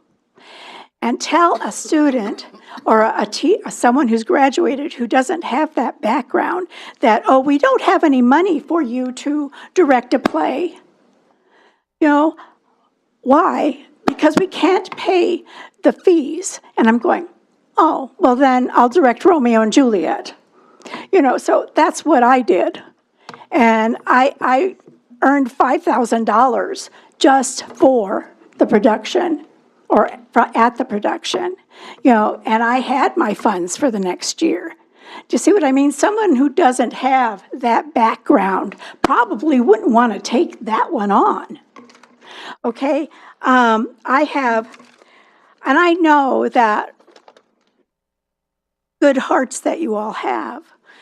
You will remember some of these golden words that everybody before me has said, and you know that you need to consider a program that is so established in Kearney. Wow, we all go through trends where there's lower numbers in education. We go through trends where there's lower numbers, and hey, we just went through COVID. And I'm not saying that's the cause. I couldn't verify that. But, you know, numbers do go down, and then they go up. That's just the way it is in education. So I do have a couple of other people I will briefly go through. John Mac McDonnell graduated in 1974 from Kearney, the theater major and a history minor. And right out of college, he worked for Kearney's Stanel Sound, where his first tour was with Johnny Cash. He also toured with John Denver, Olivia Newton-John, Paul Simon, and Donovan. He left Stanel Sound as vice president of the company, and then spent 30 years as tour manager and front of house engineer for 12-time Grammy nominee Kirk Whalum. Is that 3? Oh, okay. Well, I'll save the last one for another meeting. Thank you all for listening.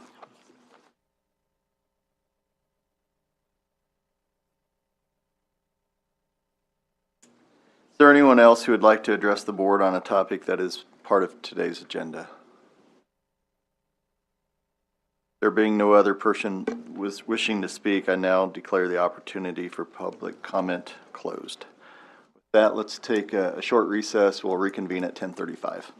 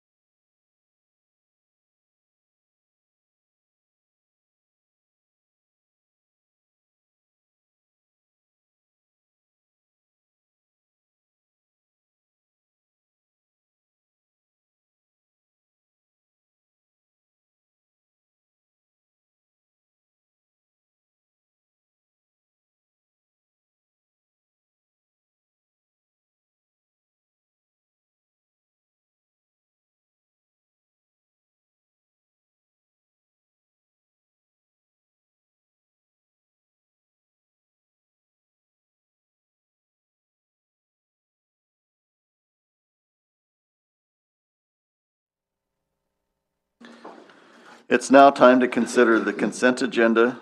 The consent agenda, as indicated by its name, is moved and voted on as a group of action items as opposed to the administrative agenda, where items are considered and discussed individually. Unless one of my colleagues wishes to consider any of these items on the administrative agenda, I would invite a motion to approve the consent agenda, along with a second. Okay. Please call the roll. Regent Schultes? Yes. Regent Latoro? Yes. Regent Molina? Yes. Regent Peckish? Yes. Regent Schaefer? Yes. Regent Shear? Regent Stark? Yes. Regent Whites? Yes? Regent Wilmot? Yes. Regent Clare? Regent Kenny? Yes. Regent O'Connor? Yes. Motion passes. Chair Schaefer, if I may have a moment. Absolutely. In my capacity as the chair of the Audit, Risk, and Compliance Committee, I would ask that the minutes for today's meeting reflect that the Audit Committee carried out all of its responsibilities according to our charter and as outlined in paragraph 26 of the Audit Committee Charter that we have reported to the Board of Regents. And I want to tell you all that we met with the auditors at our meeting yesterday, and we have clean audits. I'm very proud of the work that the committee has done this past year. They've worked very hard, and the staff as well. Thank you. Okay, thank you. I would now ask President Koborik to guide us through the administrative agenda. Thank you, Regent Schaefer.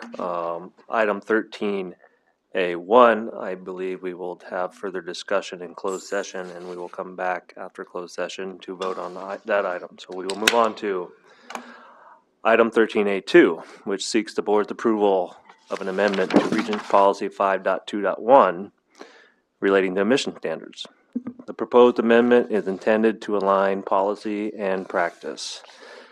We are seeing the foreign language requirement being waived more frequently in recent years, which is permissible, especially in more science-focused disciplines like engineering.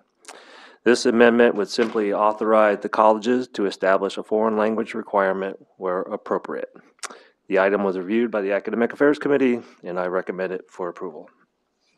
Is there a motion to approve item 13A2? So moved. Second. Is there any discussion?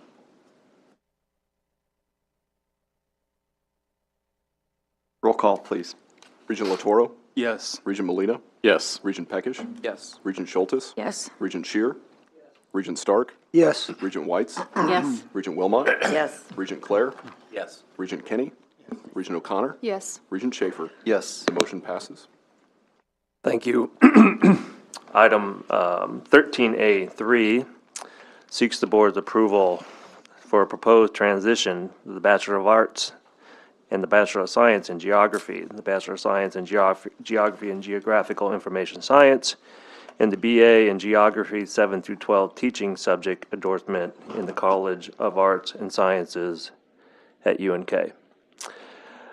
As we talked a lot about the challenging environment in higher ed, and we've talked about the need for making priority and difficult and emotional decisions, program elimination gives us no pleasure. However, our programs must meet or exceed minimum standards as established by the Coordinating Commission for Post-Secondary Education as outlined in Commission Rule 4. Bachelor's degree programs are required to produce a mean of 7 degrees over the prior 5-year period. The monitoring reports approved by the board over the past several years have noted a 5-year mean well below the CCPE thresholds in these programs. And when programs fall below the CCP threshold, we can either take responsibility for our own programs or have the program elimination forced upon us. In my view, the university should take responsibility for the viability of its academic programs. These items were reviewed by the Academic Affairs Committee, and I recommend them for approval.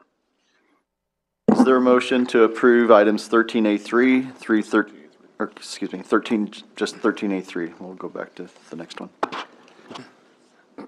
Yes, Regent. Well, I'll make a motion just so I can have discussion. Okay. Is there a second? Second. Any discussion? Listening to all the presenters over the last half hour, 45 minutes, I'm not confused, but I guess I want some clarification because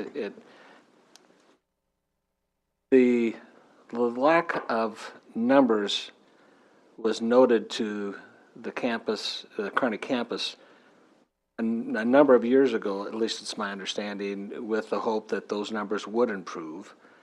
And we haven't seen that. So I just want to make sure that I'm not interpreting this incorrectly, that it's something that just came up in the last 90 or 180 days that because we are looking at trying to find some ways to get out of a financial problem that I guess this has been a long-term problem that was addressed earlier and is now just coming to fruition, or can somebody clarify? I don't know, Chris or Phil, either one.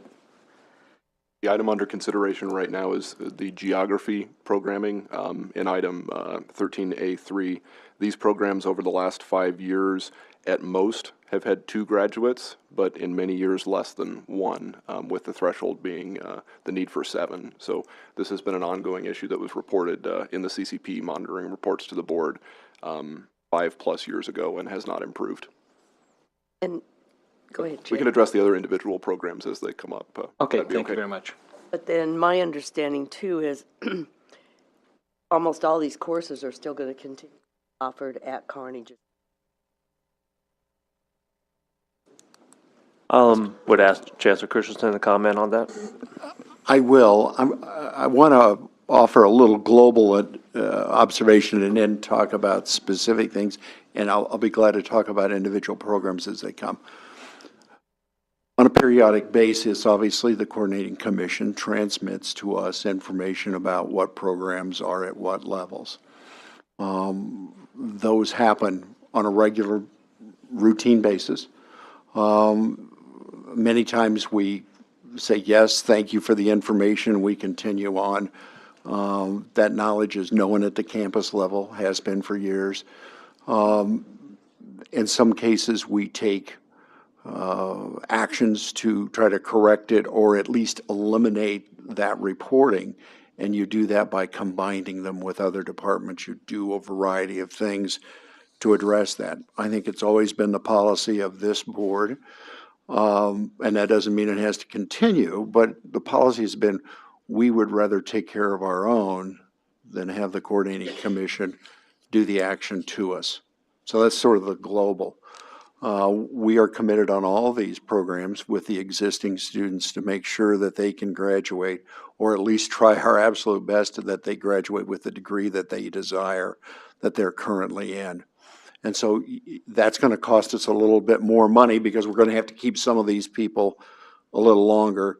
Those that are tenured, obviously, are going to be able to be employed and receive compensation through the end of 25. So they're going to get another year in addition to this year to do that. But our goal is obviously we want to get those students, and the answer isn't, well, we're going to ship you off to another campus to go do that. So we're going to have to take some steps, and we're going to have to use some cash and some things to be able to continue to teach us. In some cases, it will be easy to do. We've got some departments where we can take those faculty members with their skill and we can use them in another department who maybe needs that portion. So Regent Wilmot, that was one of the observations you made on, depending on what department it is, yes, we'll be able to use those people in some other manner because they have skills and ability, they have tenure that we could use, and so could that other department. But as we go along, I'll answer your specific questions, but I'll also leave you with the fact that I've probably got an estimated $5 million reduction. That is a different issue than it is the Coordinating Commission's numbers. There are two things that we're doing at once, and so some of them mix and match, some of them don't. And that's the hard part that you have to do. It's the hard part I have to do. The answer is we got to do something. So I'll be so happy to discuss specific examples as we go along. Any other discussion? Thank you, Mr. Chairman. As we approach these various items, I'd like to make the following things clear as we've deliberated on the Kearney campus and among the board. The first is that there's a clear understanding that we have to make difficult decisions in light of a system-wide budget deficit, stagnant enrollment, and other related factors. And it's an understanding that I might have better than the average student, considering my involvement.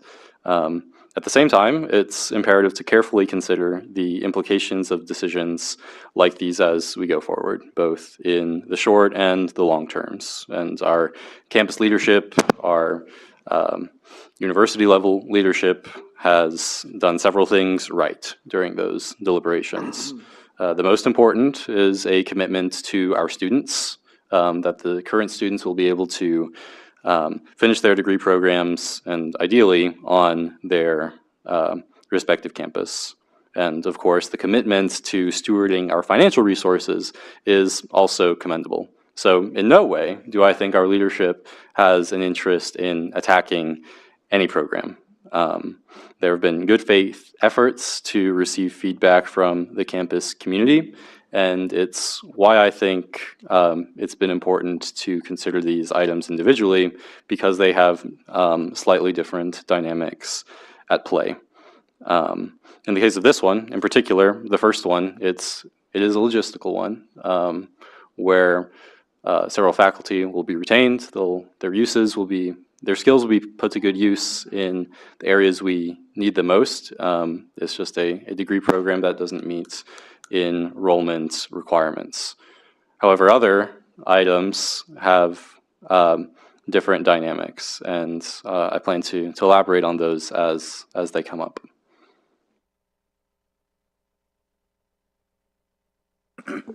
I just sitting here, I wonder, and maybe it's a question for Provost or all the chancellors, is how do we look at our online classes? Is there things that's like geography or something like that we can do all campuses, or part of something else that's, we can still add someone to have a class in geography if we don't have that?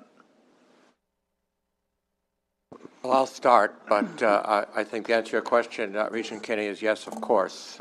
We have multiple online programs across all of our undergraduate programs. In this case, I can't tell you for sure whether there exists a BA or a BS degree in geography or geographical information science. Perhaps one of my fellow chancellors could answer that question. But I do know for a fact that those majors and the course material for that are available on our other campuses. But I think, as you heard from Chancellor Christensen, that the students that are in this major now, and underscore this is an action to eliminate the major. It's not to necessarily eliminate the course content. And there are many examples of the difference between course content and the major.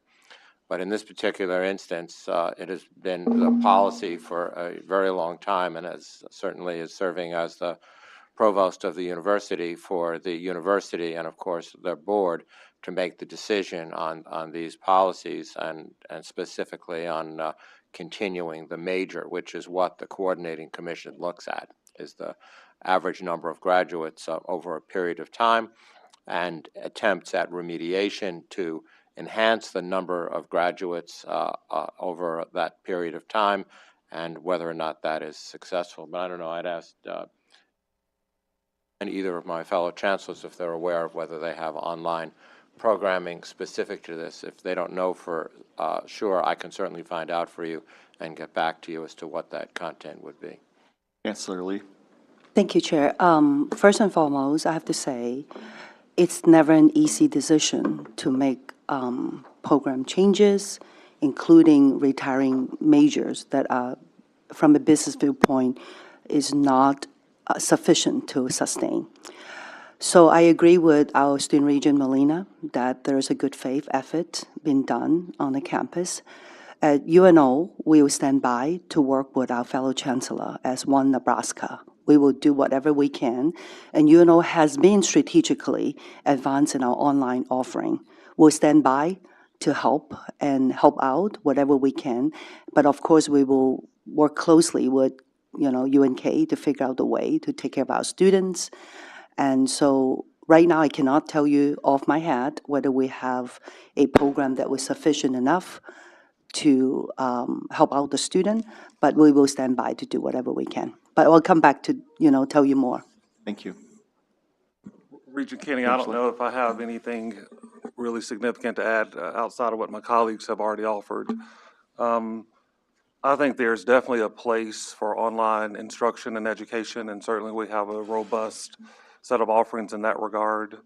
We do not, as I understand it, offer this particular major online, but would do whatever we needed to do to be able to serve our students across the university system. Okay, thank you. Had some questions down this way. Yeah. So I guess my question kind of extends to the next few items that we have. As we look at transitioning these degree programs, I'm wondering what the daily experience for students is like. Like, what are the concerns of traveling, of technology, of just general interacting with the course? Like, how does that? Let me give a stab to that. I think our first consideration on all of these are that these are, for the most part, residential students who are taking other classes. They also, they have a home life. You heard about it in some of the comments to the board. That's important, and I think that's the first preference, is to try to offer something in person there. Obviously, these are small populated programs. So you also can't keep $500,000 of teaching capacity present for one or two students. And as we get further down the line, as they begin to transition out, that's the reason you see these talk about transitions. All of the titles of these are transitioning them out. Online becomes an option. It's not our first and preferred option. At the same time, online is so much better than saying to a student, well, you know what, Monday, Wednesday, and Fridays, you got to drive 5 hours to go do that. I think that's cruel and not really humane to do to anybody. And so we would prefer the online to doing that. So from the transportation perspective, that would be our choice. They may, there's going to have to be some flexibility here, working with our Vice Chancellor of Academic Affairs and the Provost about what classes would meet the needs of the students that would also satisfy their degree-seeking track. And so the classes may look a little differently. They may have a different name, and they may be suited towards what our remaining expertise is to teach. But at the end of the day, it will satisfy their degree. So there's a little flexibility that's going to happen here. Regent Whites, did I see your hand up at one point? No. Any other questions or comments? Call the roll. Regent Molina? Yes. Regent Peckish? Yes. Regent Schultes? Yes. Regent Latoro? Yes. Regent Stark? Yes. Regent Whites? Yes. Regent Wilmot? Yes. Regent Clare? Yes. Regent Kenny? Yes. Regent O'Connor? Regent Schaefer? Yes. Regent Shear? The motion passes. Thank you. Item 13A4 seeks your approval for a proposal to transition the Bachelor of Arts in Theater and the Bachelor of Music in Musical Theater Comprehensive in the College of Arts and Sciences at UNK. Is there a motion? So moved. Second? Second. Discussion or questions? Yes, Mr. Chairman. In the case of this item, it presents perhaps a more complex decision and nuances that Chancellor Christensen mentioned because of the combined circumstances with a budget shortfall. It is among those decision-making processes that I'd like to mention the condensed decision-making that occurred in the midst of these campus considerations. The first campus budget forum initiated by our leadership occurred in mid-September, and final proposals came by the end of November. So approximately 2.5 months of consideration went into some of these proposals, which were certainly well thought out and have sought to mitigate any impact to students, to affect the least number of students possible. At the same time, however, the condensed decision-making process leaves some gaps. As we've heard from our campus community, there are potential implications for broader educational opportunities that go beyond whether we offer a major or not. The details of theater education more broadly, say for education majors, for minors, et cetera, have not been addressed thus far. And I think in light of some of these concerns, I'd be remiss not to represent students in that capacity. Because an easier decision would be to go along with the items as a whole and say, due to budget constraints, these make the most sense. But I don't believe that's the best representation of my job, about representing students and the various communities affected. And I think this deserves more attention and in more detail. So I plan to oppose this particular item. Other comments or questions? Well, I would respectfully offer that my understanding has been that this has been something that hasn't been brought to the attention of the campus for just 2.5 months. In fact, been over 5 years. Christian to speak to that, but yes, the performance relative to the standard, right near the threshold, but below for 4 of the last 5 years in the. I think this is the one that, Bill, I think it deserves some context here. How do I come to you, or how do I look at the public and I say, you know, in this year's budget line, I have 5 tenured faculty members.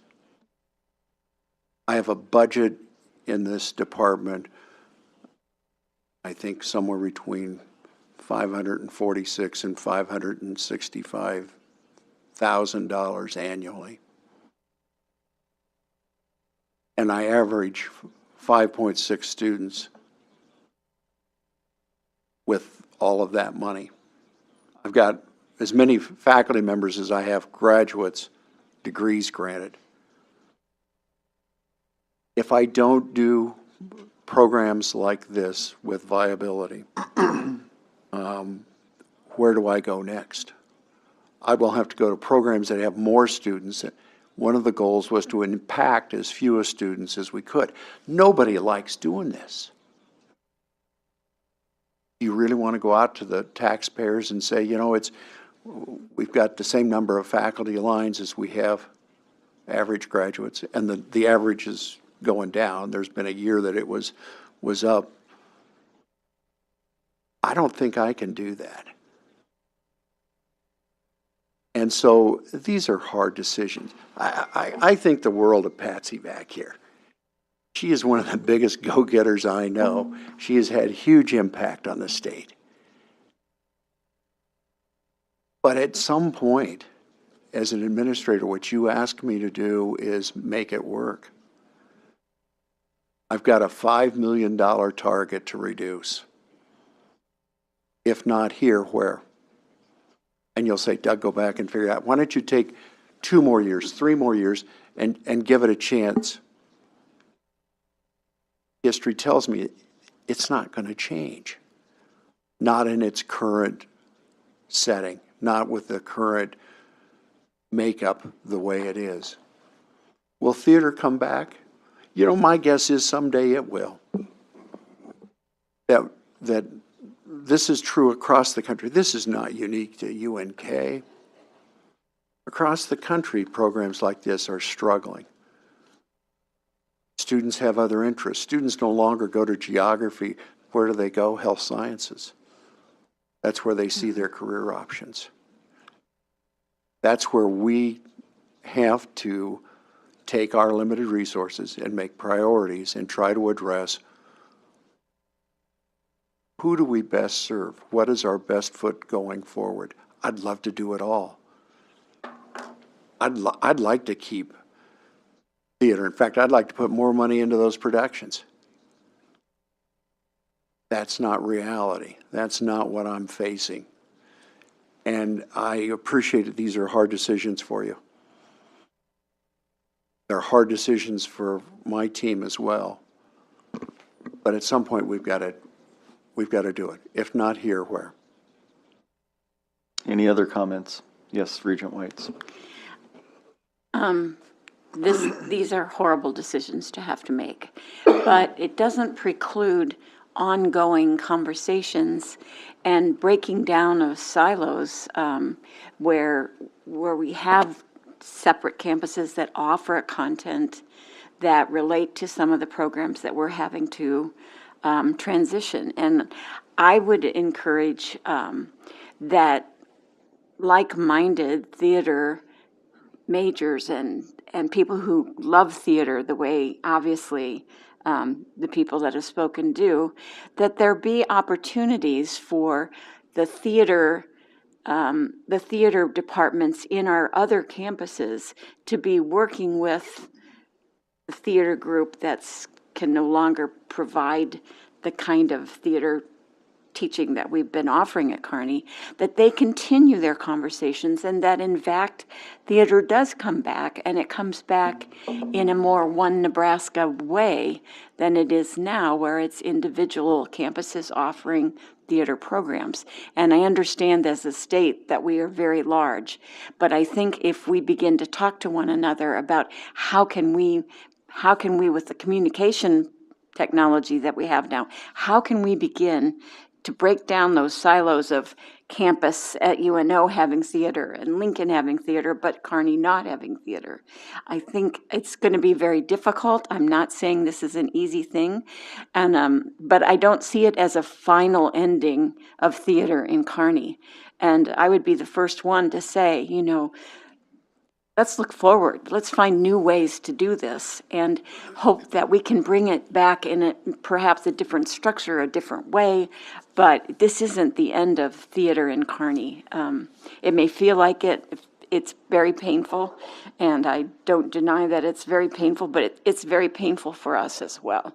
Not in the way it is in your lives, but I want to encourage in all of these that we're talking about transitioning, that there's a future and there's a different way of doing things, and we ought to sort of start looking for those and finding ways to work across all our campuses to have the kind of content that students want and that the state may need. Humanities are important.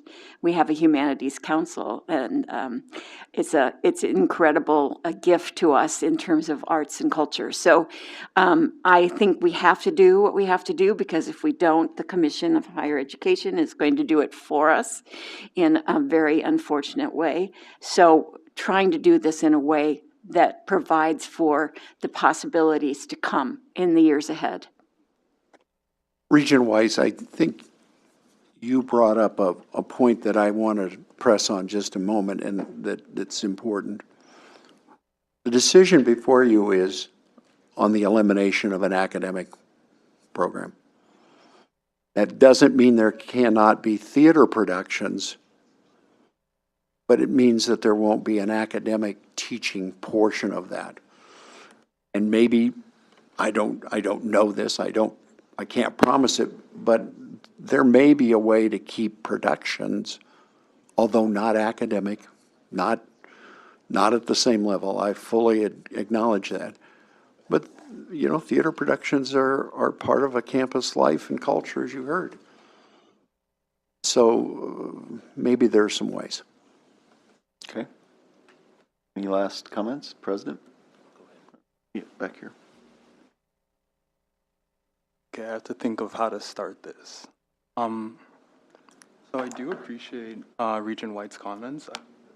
Very prescient, and I do think that that attitude of collaboration and sharing and kind of communal education is one that would just, in general, improve the university. But I do have concerns of the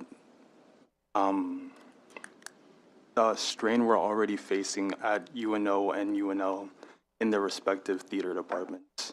I'm wondering, are we going to end up harming more students in the process by not allowing that, by not, and I mean this with respect, not finding new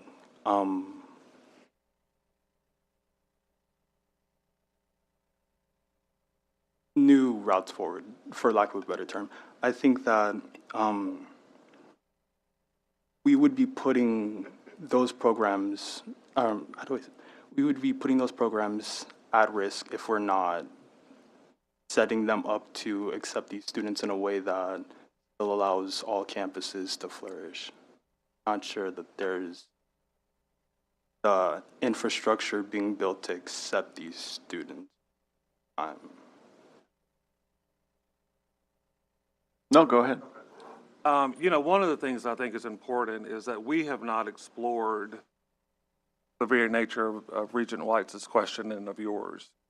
And I don't know what our capacity is to do the things that we're talking about doing, but I'd like to just share with the board this morning that in good faith, Kathy Ankerson and I would be willing to work with my colleague here and others to figure out if there's a way to do it in such a way that's not harmful to any of the people involved or any of the institutions that are involved. I don't know the answer to that as I sit here this morning, but I can say that I'm happy to go back and take a look at it and see what, if anything, can be done. Chancellor Gold. Thank you, Chairman Schaefer. Just from the perspective of the Office of the Provost and Executive Vice President, we have the privilege of working very closely with the Chief Academic Officers and also with the Coordinating Commission. In a sense, we are the liaison between those two organizations. And the Provost's Office work with the Chief Academic Officers over the last, I want to say, 8 months, 9 months since the 5-point plan was affected by the board, has been looking at all of our lower enrollment programs across the entire system, as the Academic Affairs Committee is well aware. And we're not looking at them specifically from the perspective of transitioning them, but we're looking at them equally well from the opportunity to combine them, to strengthen them, and where necessary, to create that exact collaboration among and between the campuses to allow the students to continue their studies with other like-minded students. You know, there is a critical mass of students that is necessary in order to maintain these programs. It's not just whether or not a degree exists, but what's the experience? What's the not only the didactic experience, but what's the experiential nature on the campus, and what are the resources necessary to maintain them? And by bringing our campus programs together in many ways, not just online, but in person, the idea is really to strengthen and concentrate these in different areas. I think the unfortunate truth is we can't be everything to everybody.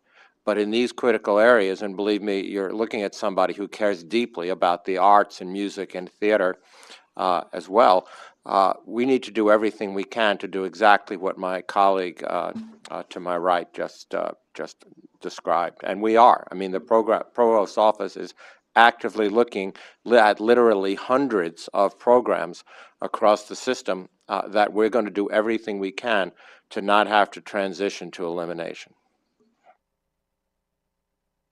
President? Thank you, Mr. Chairman. I first just want to thank our speakers that came and shared your stories with us. Took time out of your day, traveled down here. I could hear the passion in your voice and your body about your love of these programs. And so I just wanted to thank you and acknowledge you for taking the time to come talk to us. Regent Molina, I only wish I had the level of maturity and thoughtfulness that you had when I was your age. I really appreciate your comments. You are an outstanding student leader and a student regent, and I thank you for your leadership and your conversation on this really difficult subject. And finally, Chancellor Christensen, thank you for your leadership. I know you take no pleasure in this decision. You are living front and center of the disruptive changes I talk about every day, particularly around demographic changes impacting our state. And a lot of this is just reaction to those changes and what we're hearing from the community in terms of what their needs and desires are. It's one thing for me to sit in this chair and tell you that we're going to be bold, we're going to make decisions, we're going to go compete. Thank you, Regent Stark, for that ringing endorsement.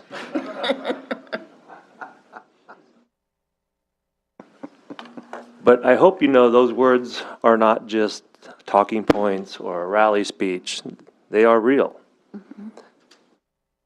What is more difficult is execution.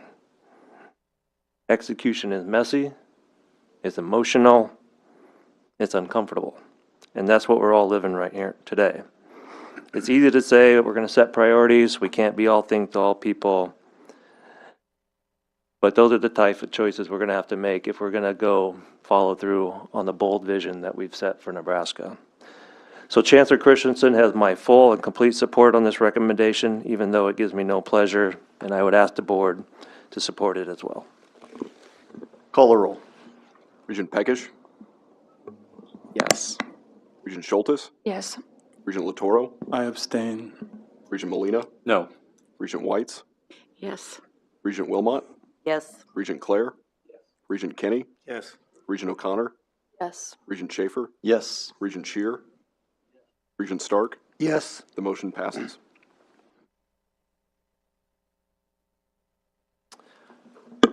Yes, thank you.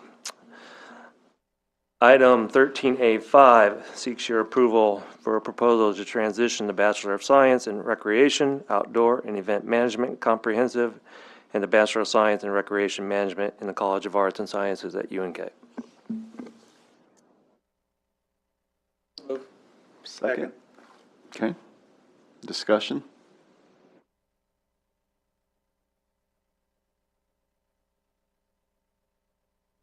I'm going to move this closer. Okay. No comments? No questions? All right. President? Call the roll, please. Regent Schultes? Yes. Regent Latoro? Yes. Regent Molina? Yes. Regent Peckish? Yes. Regent Wilmot? Yes. Regent Clare? Yes. Regent Kenny? Yes. Regent O'Connor? Yes. Regent Schaefer? Yes. Regent Shear? Yes. Regent Stark? Yes. Regent Whites? Yes. Motion passes. Thank you.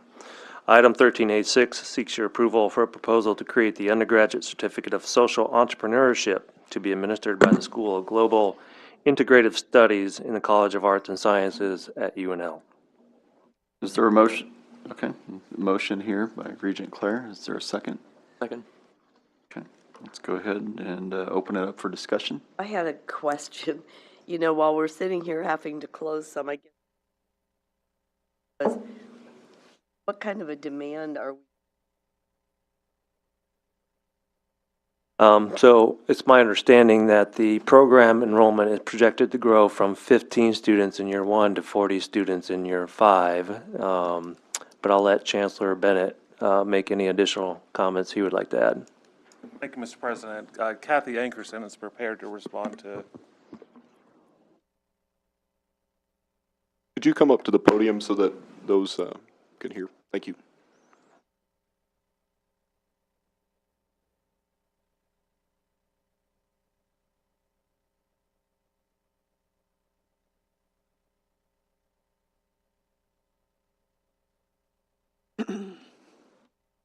That is the proposal and the projection of the numbers from 15 to 40 in 5 years for this undergraduate certificate. The growth of nonprofit sector and the need for people who can step into that sector and understand it from a variety of perspectives, not only from the management perspective, but from, you know, like imagine the number of different nonprofits that there are, a segment that just continues to grow, thankfully. But this prepares students then with that certificate. They may have a degree in any one of a number of areas that we offer. This then enhances that degree so that they're prepared to step in and really help with leadership and management roles it's really aimed at nonprofit organizations. Nonprofit companies, are they getting to the point where this is a requirement, or this is just wanting to do to add things? So it really depends on the organization and what their job descriptions would look like and whether they would have something like this as a requirement or not. Certainly it's an enhancement to the ability of a student to stay in Nebraska. I mean, Nebraska has, I can't tell you the number of nonprofit organizations, but certainly there's a substantial number of them. Will this be resulting in any kind of, are we going to have to add staff? What are we looking at? We have staff. We're making use of existing resources, packaging it sort of in a different way so that students have that credential. Having been a social worker for my career, there's so many of these nonprofits that are very small staffed, and they can't afford to have a separate person who's focused on personnel or budget or in strategic planning. And having certificates that these smaller agencies can send an employee to for a short time for less cost is an incredible gift, I think, to the growth and the capacity building of the nonprofits involved. Yeah, thank you.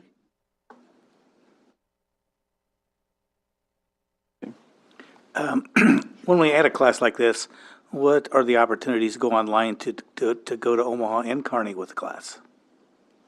So at the present time, this particular certificate will start as an in-person certificate. I know that the dean has plans for it to eventually be created as an online certificate, so okay. We'll start with our existing in-person classes. We are building a robust array of online courses. We have online courses. We're building significant online programs that are really aimed at a market that Regent White's mentioned, people who are already in existing professions who, if it's a certificate, can take that online and not be displaced, can still be working, and then as well online degrees. Sure. Well, in relationship to the certificates, correct me if I'm wrong, but I think that's one of the bigger waves in higher education now is development of certificates in certain areas that workforce is requiring for a multitude of different professions. And this is but just one of those that they may be offered online, in person, both. But it is going to be if university or community colleges have been doing this for a number of years, looks for avenues of increasing revenue and utilization of staff. This is one of those areas where we should be growing more probably than we have been and placing a bigger emphasis on that.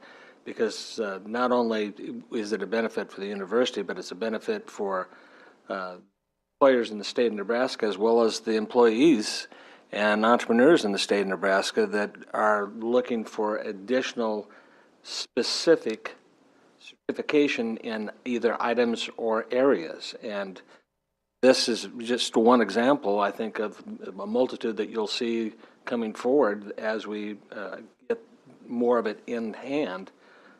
Because that's really what a lot of postgraduate will be looking at is they may have the bachelor's, but they're coming back 2 years or 20 years later to get a certificate qualifications in some other or a contingent item that didn't exist 20 years ago when they were in college. So I think it's great that we are starting to produce these. These are not majors.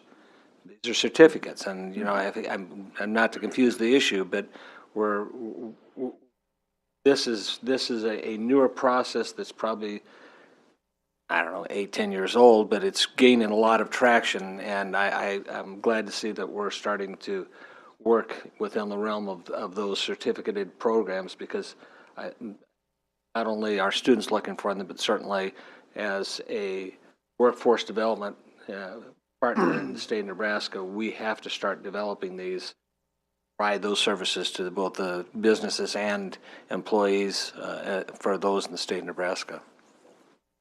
I would also offer, if I might, that it's not out of the realm of possibility that in the next few years we'll be looking at stackable certificates that can, somehow add up to degrees at whatever level. So, Melina, did you have a question? No. Okay. Chancellor Lee? I want to second what Regent Shear just talked about, and the trend of entering certification and micro-credentialing for the reskill and upskill has been playing a big way, not only for higher education, but also for third-party vendor. In fact, in my capacity as the trustee of Higher Learning Commission, we are now into looking how to accredit credentialing bodies that including higher education university. And a significant amount of the learners in the United States now indicate their desire to come back and get some kind of reskill and upskill certification and credentialing experience. And I think University of Nebraska system can play a significant role in expanding our educational vision for that regard. So I think it's a great beginning for us. Okay. Anyone else like to be heard? Please call the roll. Regent Latoro? Yes. Regent Molina? Yes. Regent Peckish? Yes. Regent Schultes? Yes. Regent Clare? Yes. Regent Kenny? Yes. Regent O'Connor? Regent Schaefer? Yes. Regent Shear? Yes. Regent Stark? Yes. Regent Whites? Yes. Regent Wilmot? Yes. The motion passes. Thank you. Item 13A7 seeks the board's approval to create the Doctor of Nutrition and Dietetics degree at UNMC.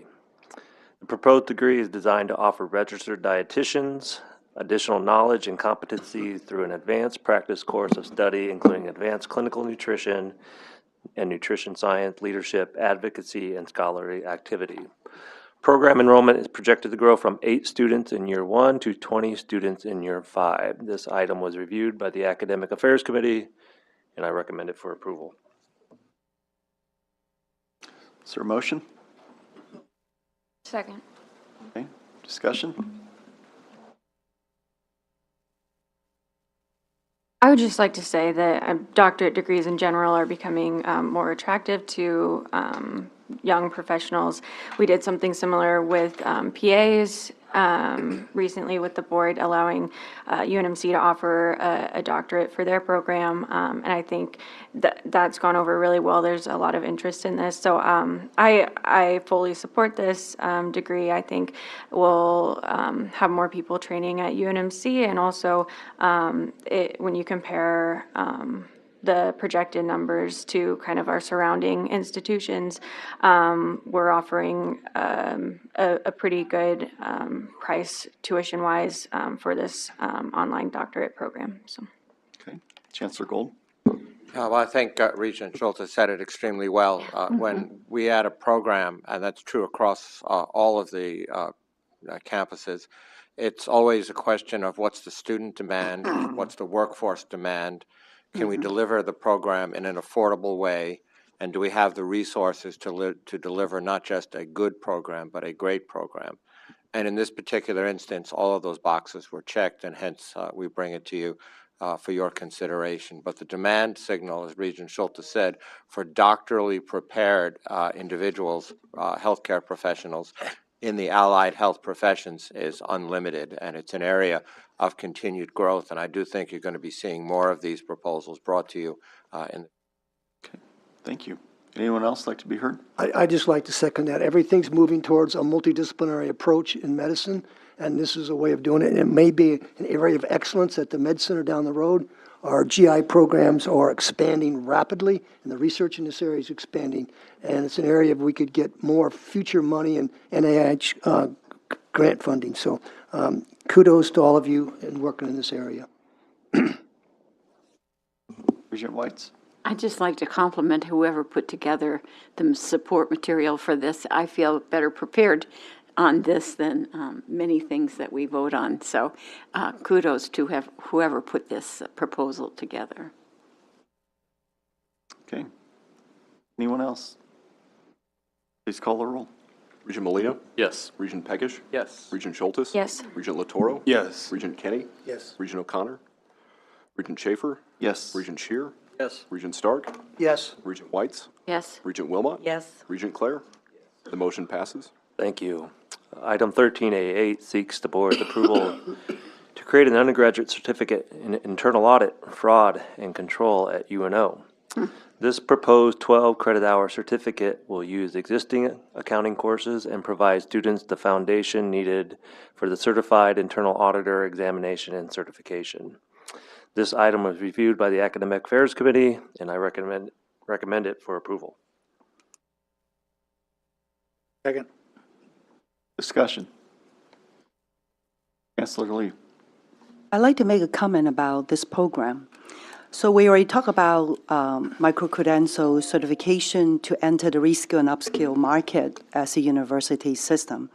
But one of the most strategic reason we have to consider is to build a stronger partnership with our existing employer. I think this program, as the Internal Auditing, Fraud, and Control Certificate, it's one of the examples that we can observe as a system to continue to think about, hey, wait a minute, we already have partnership. How can we continue to supply that kind of workforce pipeline? For instance, with our current partner like Kiewit, Union Pacific, Conagra, Mutual of Omaha, and many other entities. And I understand why we talk about agriculture as the #1 contributor to the GDP of state of Nebraska. But if we look at the real GDP contributor, we cannot overlook at finance industry. And so finance industry indeed is actually the biggest real GDP contributor to the state of Nebraska. So something to consider. And I think the parallel strategy for the state of Nebraska is to consider, all your options. So I think this is a great beginning for us. Okay, thank you. Anyone else? As chair of the audit committee, I want you to know how we have 2 positions open, and they've been open. It's very difficult to find people who can fulfill those, and anything we can do to increase the number of personnel that are trained and able to do this work would be beneficial, not just to generally, but right here at home. President? Yeah, I just want to echo, the audit committee spent several hours yesterday going through and sometimes painstakingly details of our financial statements with members of the state's auditing firm, and then also Forvis. And Chairwoman White asked each of them, how are you doing attracting talent? And everyone, including what Regent White just said, it's a struggle to find qualified internal auditors to do this important work for us. So I thank Chancellor Lee and the UNO leadership team for taking an initial step to address this. It's going to be really important going forward for our workforce. Please call the roll. Regent Peckish, Yes. Regent Schultes, Yes. Regent Latoro, Yes. Regent Molina, Yes. Regent O'Connor, Yes. Regent Schaefer, Yes. Regent Shear, Yes. Regent Stark, Yes. Regent Whites, Yes. Regent Wilmot, Yes. Regent Clare, Regent Kenny. Yes. The motion passes. Thank you. Moving on to Business and Finance, item 13B1 seeks the board's approval to purchase the Sienna optical network platform through Coverage One. Our existing platform has reached end of life, and the proposed platform will deliver enhanced Ethernet connectivity to our campuses to support research. The proposed platform will also deliver 400 gigabyte Ethernet to the Holland Computing Center, enabling them to retain Tier 2 site status for their work with the CERN Large Hadron Collider. This project, slightly over $5 million, would be funded from LB 384 deferred maintenance funding. The item was reviewed by the Business and Finance Committee, and I recommend it for approval. Second. Second. Okay, any discussion? Yeah.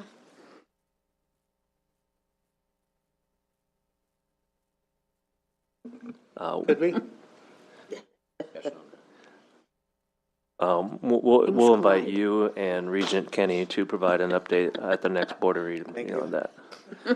But I do want to say, we talk about amazing world-class research and what an outstanding example that is, but we also need to make sure we have the network and infrastructure in place to make sure we can continue to be a partner and give our students and our faculty that world-class experience. Chancellor? Yeah, I think the President said it really well. While this may seem like a technology enhancement, this really supports the academic mission of the university, maintaining the optimal bandwidth and connectivity for the Holland computing system, which is our supercomputing system that the university has developed and maintains, is critically important to our future. And it's not just the CERN Collider, but it's in many other areas as well, our relationship with the Department of Defense and many, many, many other areas. So this is an important item, and thank you. Anyone else? Call the roll. Regent Schultes?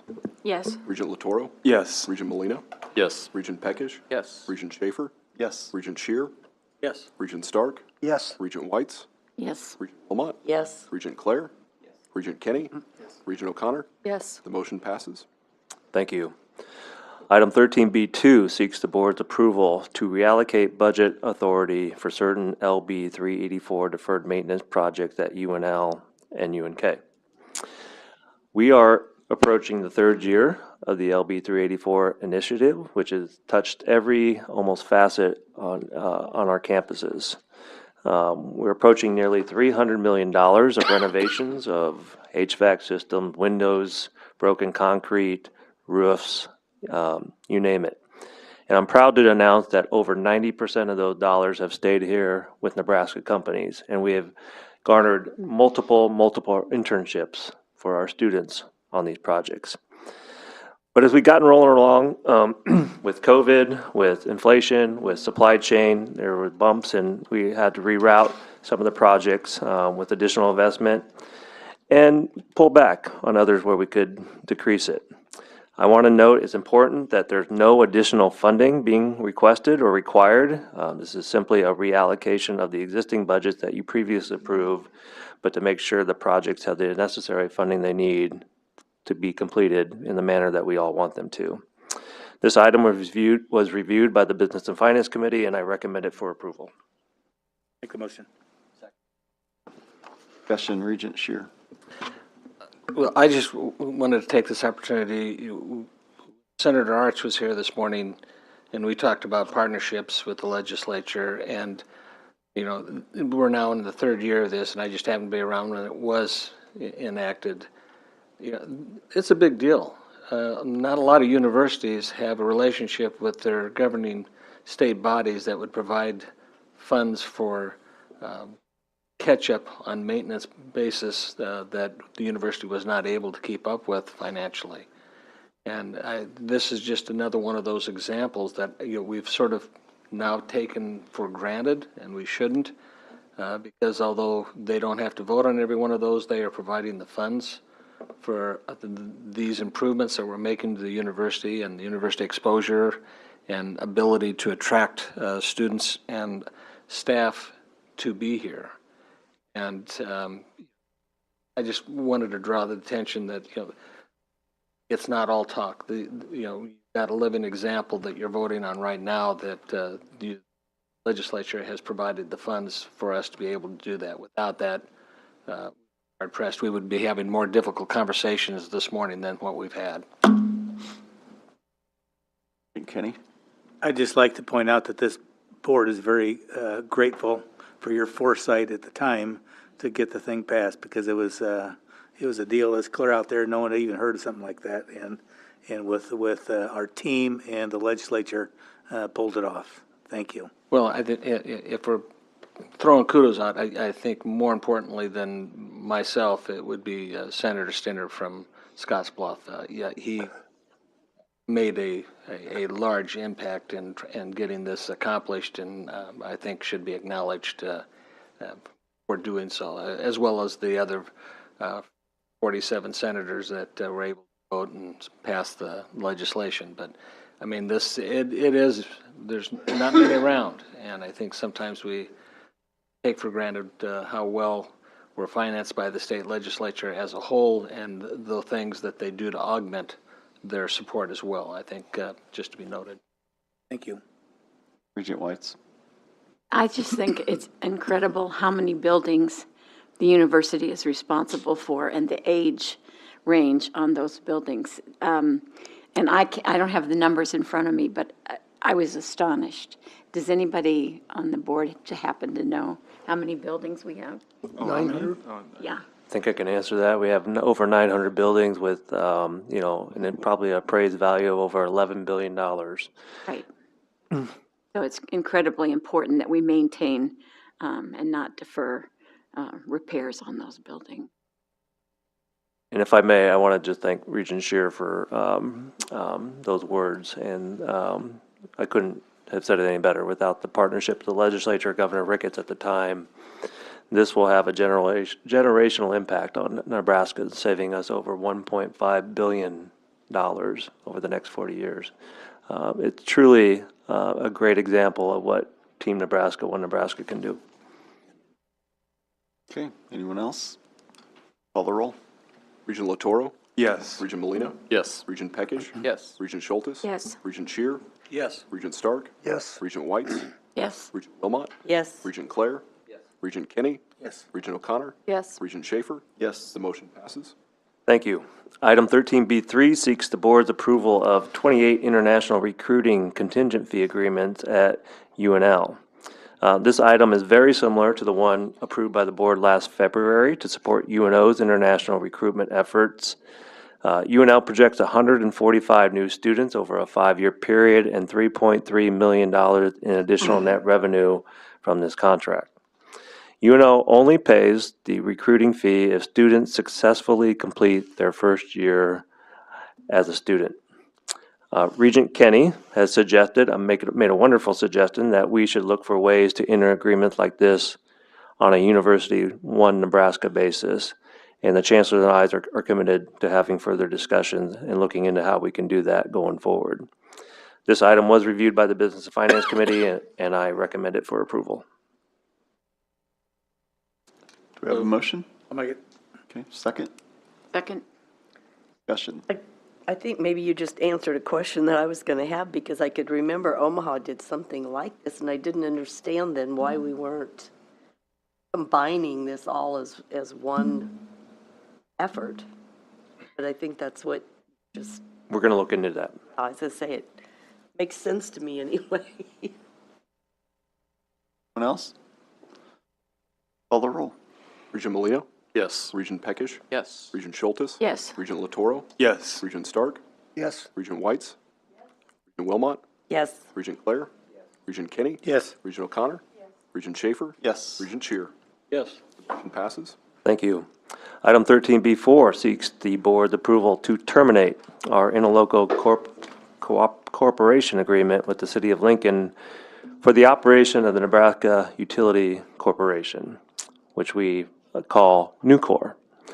Nucor was formed in 2001 to facilitate the purchasing, leasing, constructing, and financing of facilities and utility and infrastructure service for the City of Lincoln and UNL. This is a very good story. What we set out in 2001, we went and did, and it's been very successful. And with the agreement of both the city, LES, and your consideration, it's time to sunset this agreement.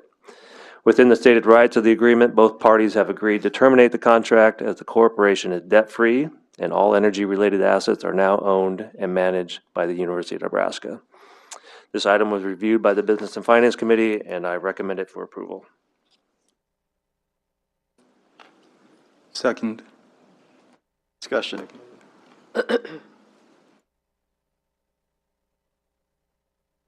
Having none, call the roll. Regent Peckish? Yes. Regent Schultes? Yes. Regent Latoro? Yes. Regent Molina? Yes. Regent Whites? Yes. Regent Wilmot? Yes. Regent Clare? Yes. Regent Kenny? Yes. Regent O'Connor? Regent Schaefer? Yes. Regent Shear? Yes. Regent Stark? Yes. The motion passes. Thank you. Unless there is an objection, I recommend the board consider item 13B5 through 13B7 together. These items represent 3 sets of property acquisitions aligned with the UNMC campus master plan. The first 2 items are sets of residential and commercial property on Leavenworth Street. The purchase price on these items are below appraised value. The purchase price of the third item, a commercial property on Saddle Creek Road, is $2.75 million, which is $250,000 above appraised value, but within the authorized policy range. This item was reviewed by the Business and Finance Committee, and I recommend it for approval. Make a motion.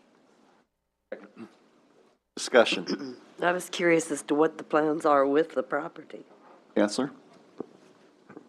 Thank you. So this is part of the facilities master plan right now.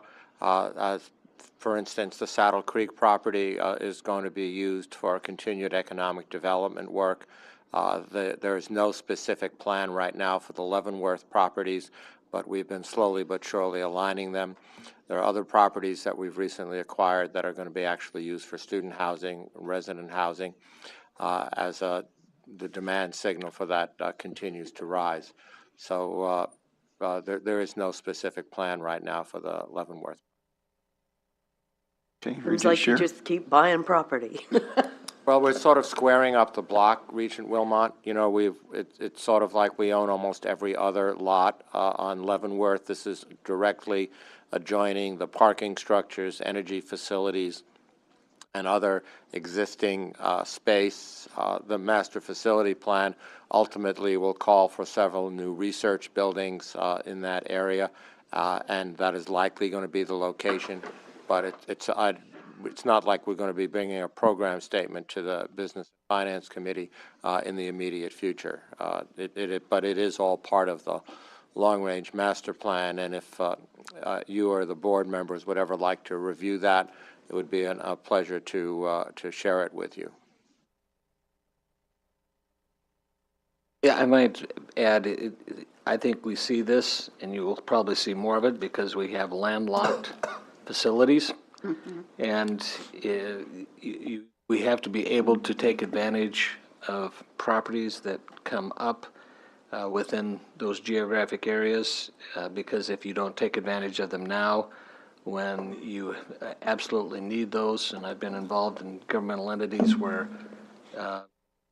we didn't have the foresight that we are using today, and purchasing them when they're available, believe me, they become much more expensive when you absolutely have to have them, rather than when they're on the market and you can buy them literally at market value versus an accelerated cost. And that's the way of times. You had forethought 100 years ago or 150 years ago when our campuses were started and thought, my God, we'll never run out of space. We might as well plant it to corn and get some auxiliary money in, and now all of a sudden you don't have room for sidewalks. And if we're going to continue to improve the facilities, they're not getting smaller, they're probably getting larger. And if we're going to attract research, we need space for that to take place in.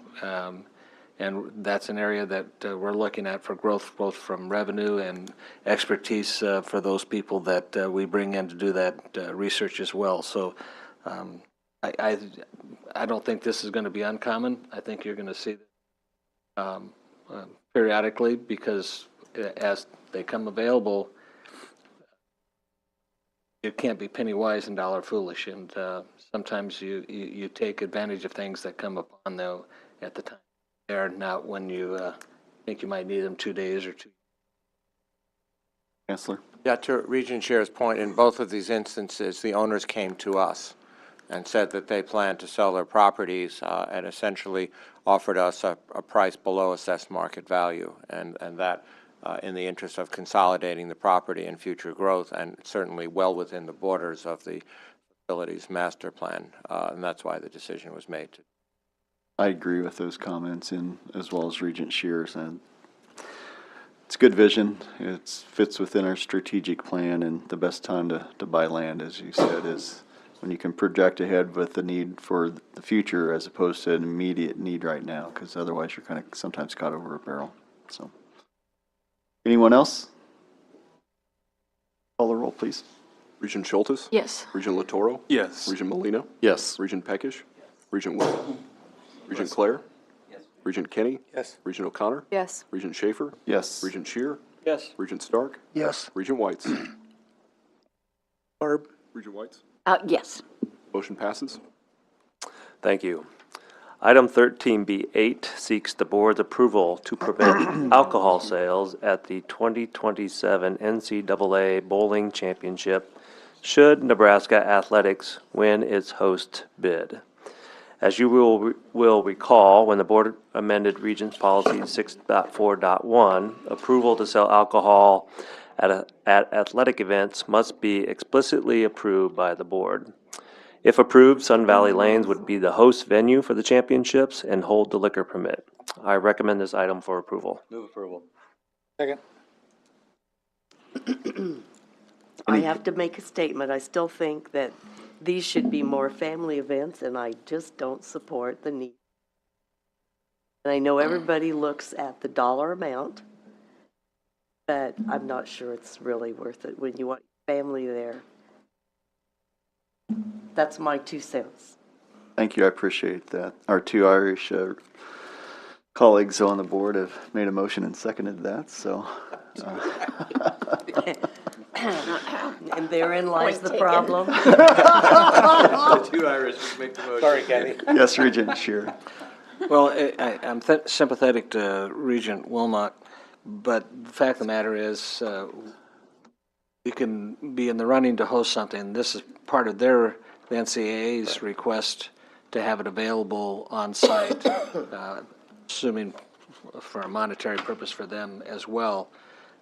If we don't include that, rest assured you won't have to worry about having the facility host the activity.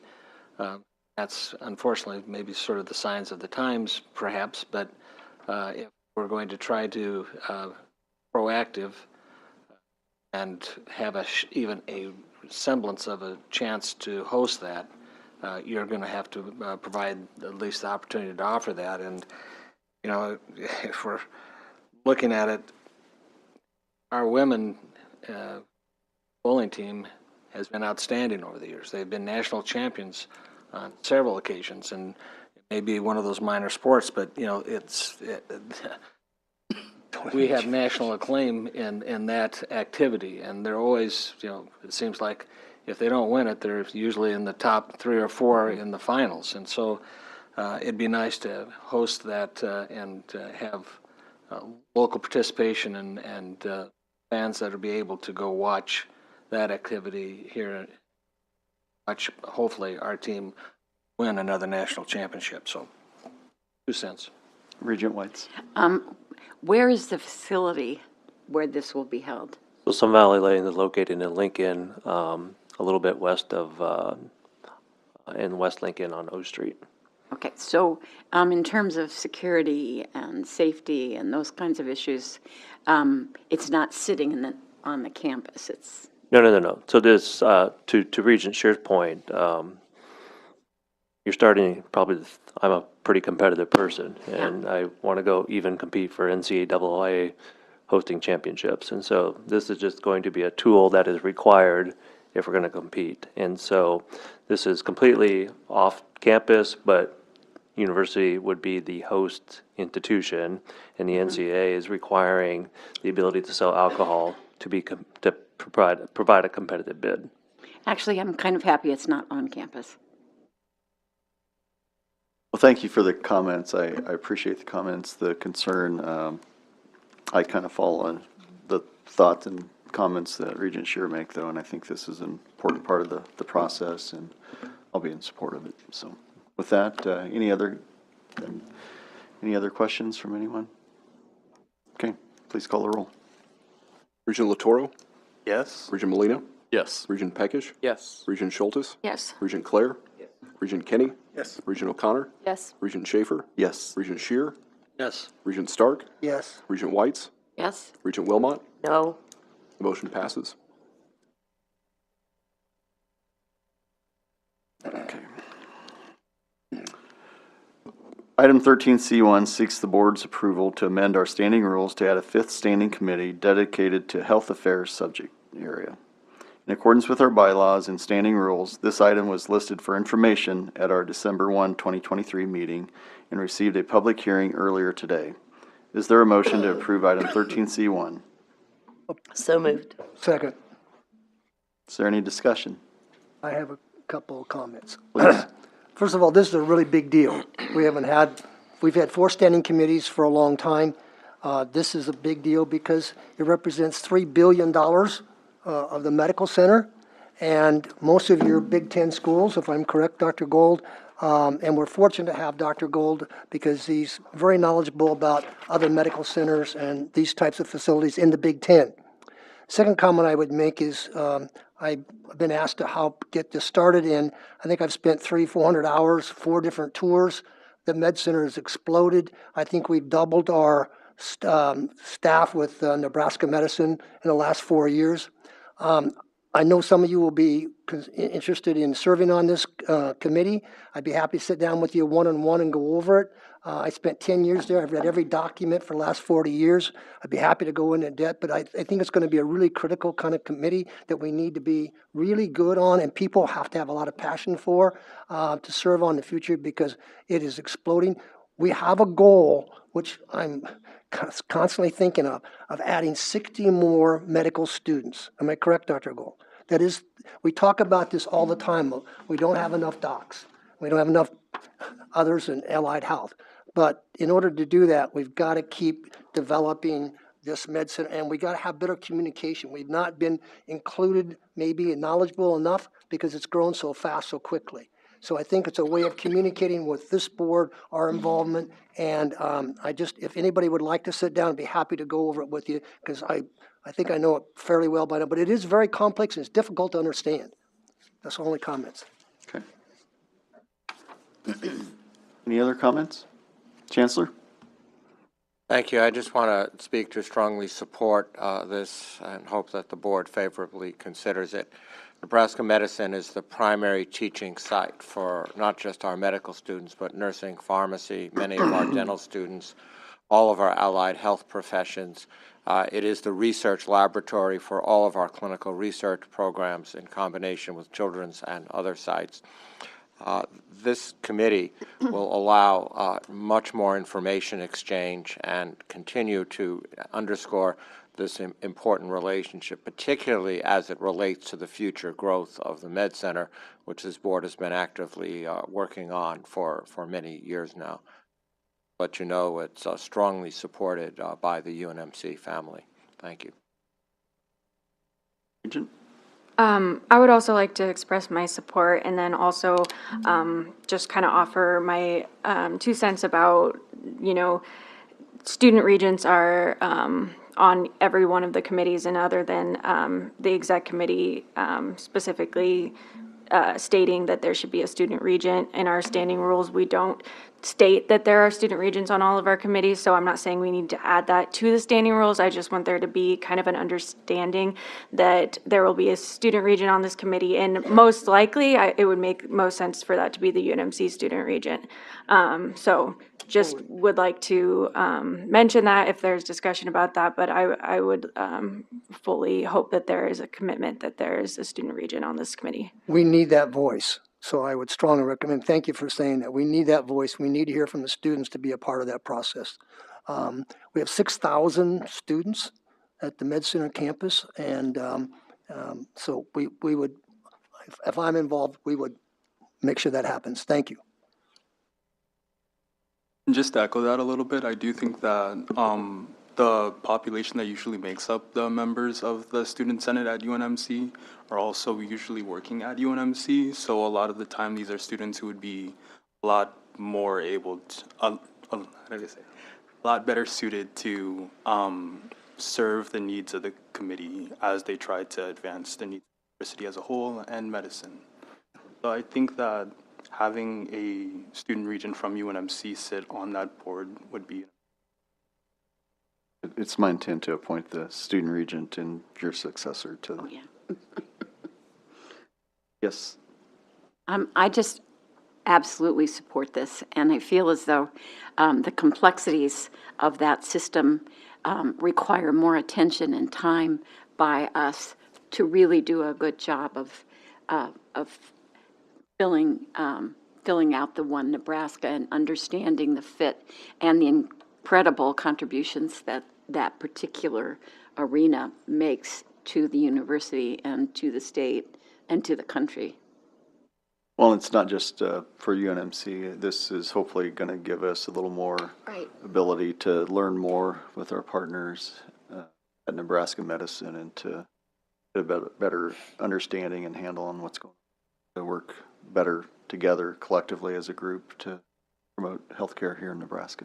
It's going to be critical. If our goal is AAU, the Med Center's got to be involved, and all of us have to be involved. So it's critical that we have this committee, and it's going to take some time and a lot of work. So when you think about serving on it, please know that that will be required. Thanks. Yes, and I agree, both UNMC, but I don't want to leave Nebraska Medicine out of the discussion. It's not our wholly owned entity, but we've got a 50% stake in it. And so I'm looking forward to the results and the discussions and everything that's going to come out of this newly formed committee. So let's go ahead and call the question. Regent Molina? Yes. Regent Peckish? Yes. Regent Schultes? Yes. Regent Latoro? Yes. Regent Kenny? Yes. Regent O'Connor? Regent Schaefer? Yes. Regent Shear? Regent Stark? Yes. Regent Whites? Yes. Regent Wilmot? Yes. Regent Clare? The motion passes. For your reference, there are numerous reports in your agenda for your review. I accept the reports listed on the agenda on behalf of the board. We'll take a 10-minute brief recess before reconvening at 12:10 to then entertain a motion to go into closed session.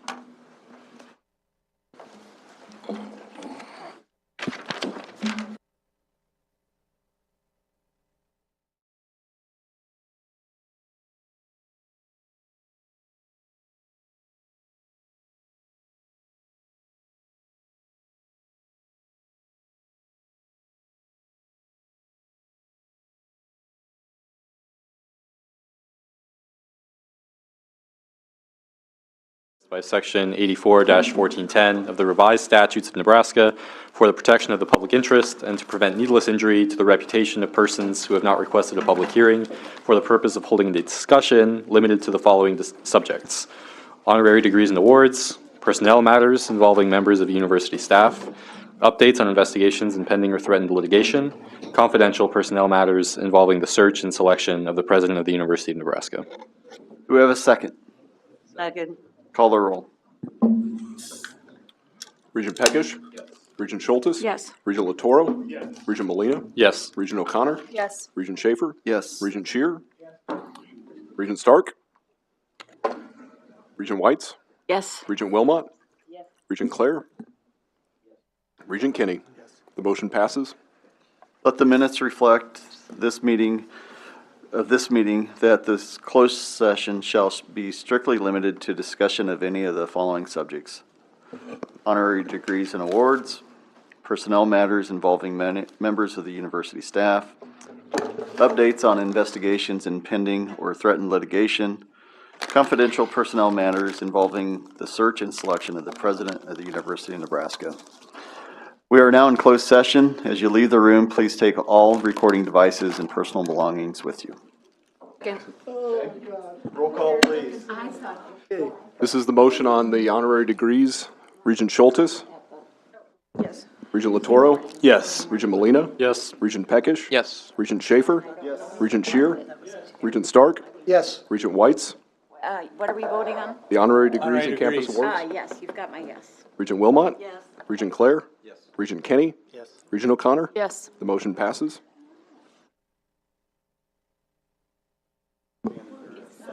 Thank you.